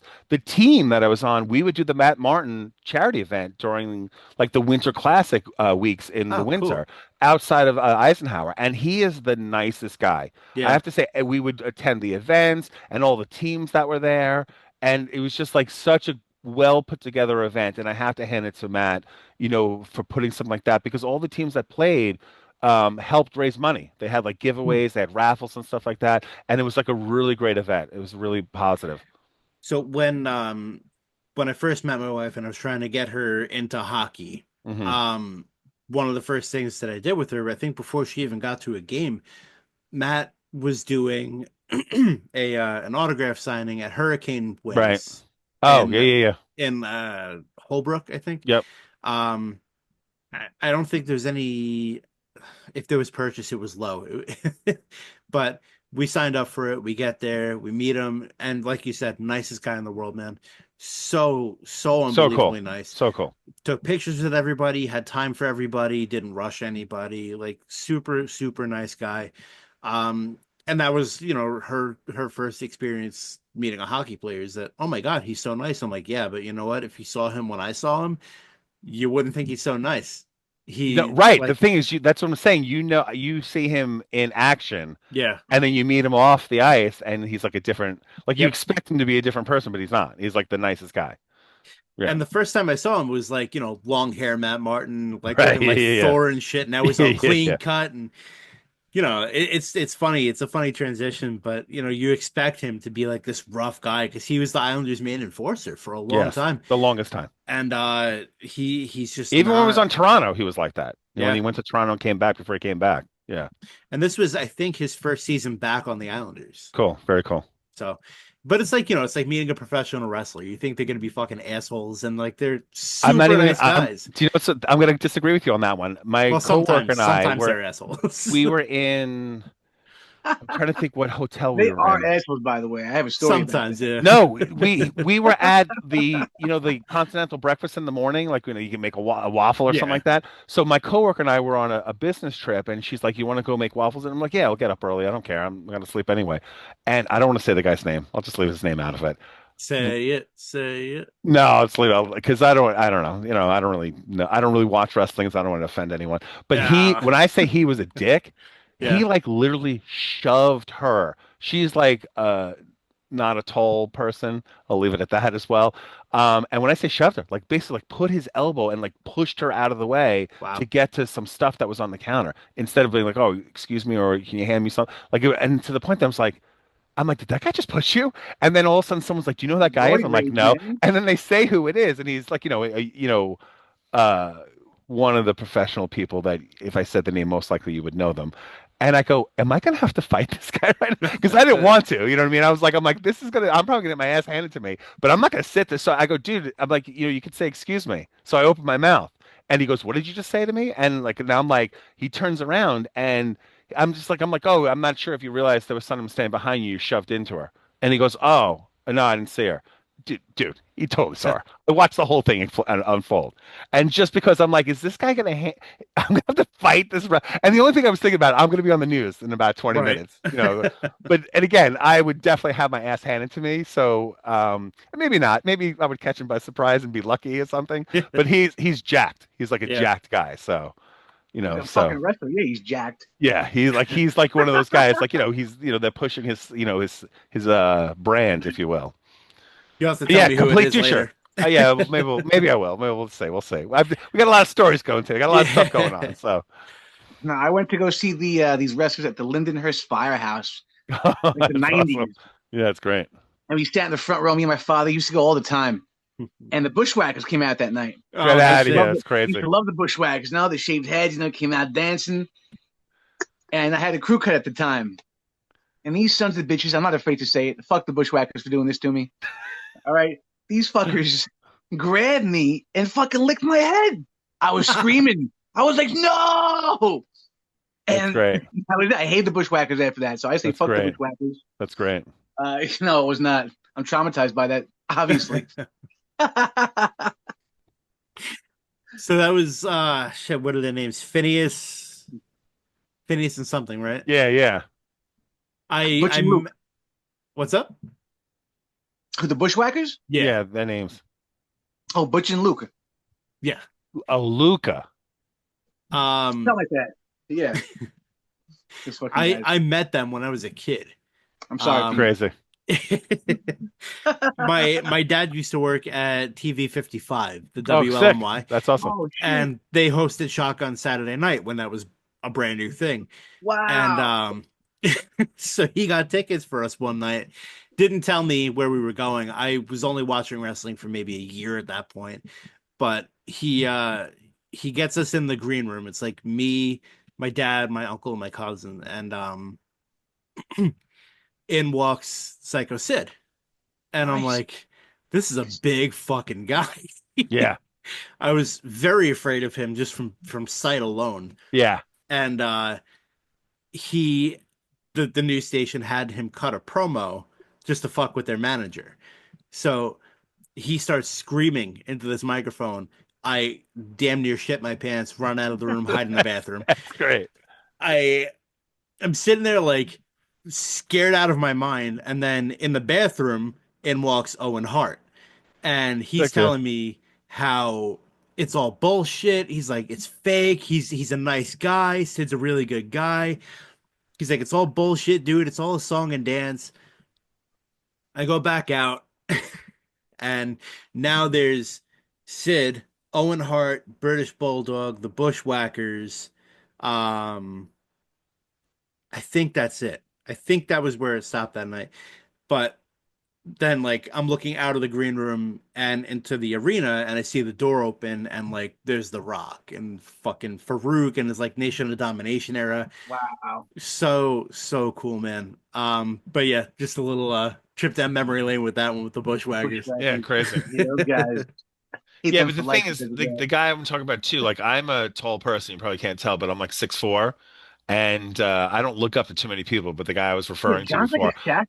I'm like, He's the biggest I one was in like, I'm space. looking up to him. Like, this is going to be a thing. Oh If this God. turns into a thing, it's going to be a big thing, and I'm going to be on the receiving end of it. So, You would Oh, probably that put up a good fight sucks. though because you're big enough, but you probably get your ass kicked though. You would. no, dude, again, like I had just hurt my spine. Like it was just I was maybe prior to the spine, maybe I get a couple good shots in, but I had just hurt my spine. This guy's gonna kill me, kind of thing. Probably slap him around a little bit. Yeah, Oh, shit. I would at least get a couple shots in for sure, just so I could Fucking say I try got and a peek couple his shots nipple, in. maybe. That's it. Yeah, That's funny shit. yeah, Listen, dude. But gentlemen, he like literally shoved her. That's the crazy part. I I was gotta like, I'm cut this like, that's off. rude, man. What's up, Sam? I gotta cut this off. I do have work in the morning. Oh, you gotta go. What?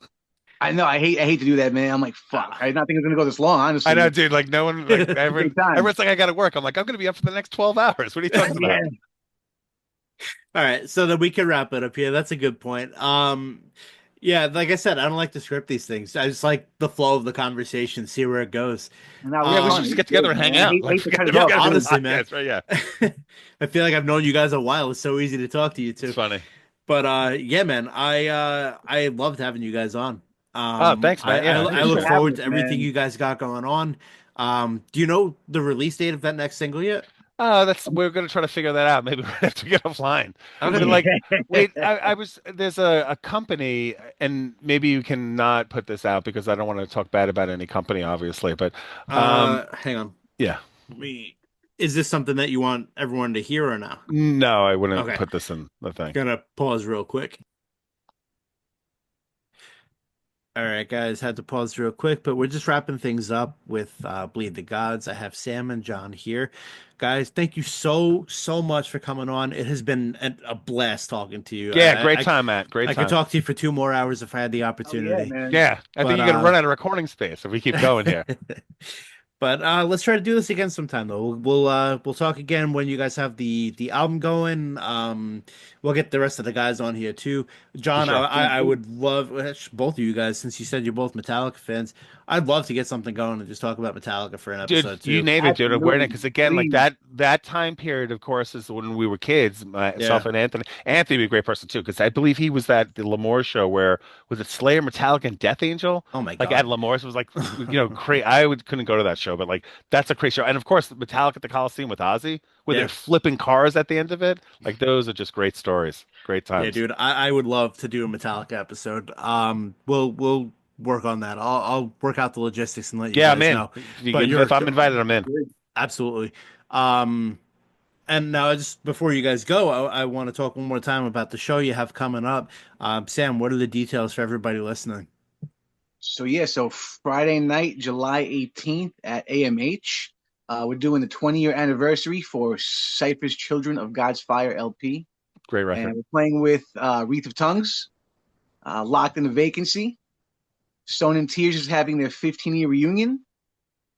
We have us playing our debut show, Bleed the Gods, and also Power Lies opening. Doors are at 6. If you buy tickets now, they're $14. If not, at the door, they're 20. And we'll see you guys there. Matt, Very thank you cool. so much again, dude. Yeah, thank And you, Matt. it has been a real pleasure. And if all goes to plan, I'll see you at that 18th show. Excellent. But Just let me know you're on the list, man. You're on the guest list, so let me know. that'd be perfect, dude. Thank you so much. Yeah, throw me on there. I'll be there.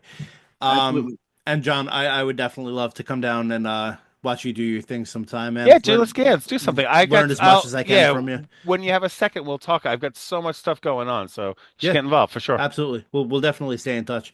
But guys, pleasure. Best of luck with everything. Good luck getting the recording out. I can't wait to hear more from you guys. I know that like I said to you, as soon as you have that streaming available, I'm throwing you guys on a playlist. But this has been so much fun, man. Yeah, same. Talking everything from metal Yeah, music, like all from the it's early like literally days to everywhere. hockey and football, Yeah. dude. Hockey to wrestling. Talk about Yeah. barbecuing, Vince, Vinny Paul's Exactly, man. barbecue buck. I All love my this. favorite things Yeah. in life. I love it. I can't wait to have you guys on again sometime. But Excellent, man. guys, have a great night. Good luck sleeping, John. I know you don't do that much. As Nah, you it's said. not gonna happen tonight. I gotta finish a movie, right? All right, guys. Have a fantastic night, and I will talk to you very soon. All right, thanks. Later, gents. See you, gang. Sam and John, my friends, it was a pleasure having you on, and I will see you July 18th. I can't wait to see you guys crush it live. I will definitely be putting that All Metallica episode together, and I'll keep you posted about it. You're both 100% invited to take part in that. It's going to be a really fun one. But that's going to just about wrap things up for us today. So thank you for your time and your support. Everybody who listens, all the interactions on social media, who tells their friends to listen, I love you all. I appreciate you more than words can say. Again, the easiest and the cheapest way for someone to support a friend or family member's business ventures is to help get the word out. I do this for everybody. If you have something in your life that you're passionate about, that you're launching, that you believe in, and you tell me about it, I'm making sure everybody that I know knows about it. So one hand washes the other, guys. I don't ask for anything in return. I just ask that if you know someone who's into metal music, who's into what I do, or might enjoy, talking about the things that I talk about, just send it to them. Let them listen. Let them discover this, and then let's grow it from there. But all it takes is that one little moment to say, I think someone might like this. I'm going to share this. Even if no one does, you still shared it. I still appreciate you. But yeah, share the page, like and share posts, tell a friend about something that I've said, or if you've heard a band that you like on the podcast, go check out that band. Go follow them. Go get tickets to a show. The local shows are so good. There's so much quality music out there, guys. And it's not just metal. Like, I bleed metal and hard rock music. That I will never deny. But there's so much good music out there for any genre. There's tons of indie. There's tons of alt. There's pop punk bands galore. There's even pop bands. I mean, like, no matter what you're into, always look in your own backyard first. Don't go spending hundreds and hundreds, if not thousands of dollars to go see these bands perform live for 2 hours of your time, and then you don't remember it the next day because your phone is locked in a fucking bag.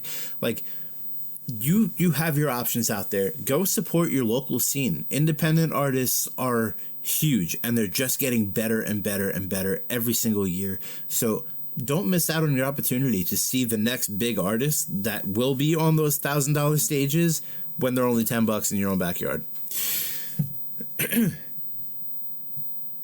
If you're watching on YouTube, I will ask you, please, respectfully, kindly, to just simply click that like button. Subscribe to the show. You see all these people saying, just smash the like button. I've done that every week because I think it's funny as shit. But it does go a long way. Your minimal effort goes a long way, okay? You don't have to watch the shit. I mean, do watch it. Obviously, I want you to watch it, but if you click subscribe, all it's going to do is pop up in your feed. But all that does for me is huge. That gives me traction. That's one more person that's following that's going to be in someone else's algorithm. If you don't know how these things work, that's exactly how it works. It's exposure. So when you need exposure, it's there. All I'm asking you for is to help me expose that. All right? Thank you for tuning in. I truly hope to see you again on the next one. Next week, I'm going to be taking the week off. I'm going to be in Virginia, so there won't be any way for me to record, but I'm going to come back that first week of July kicking ass. So hope you guys are ready. You've been listening to the Face of Music podcast. Be well, everybody. Be safe, and I will see you again soon. Peace.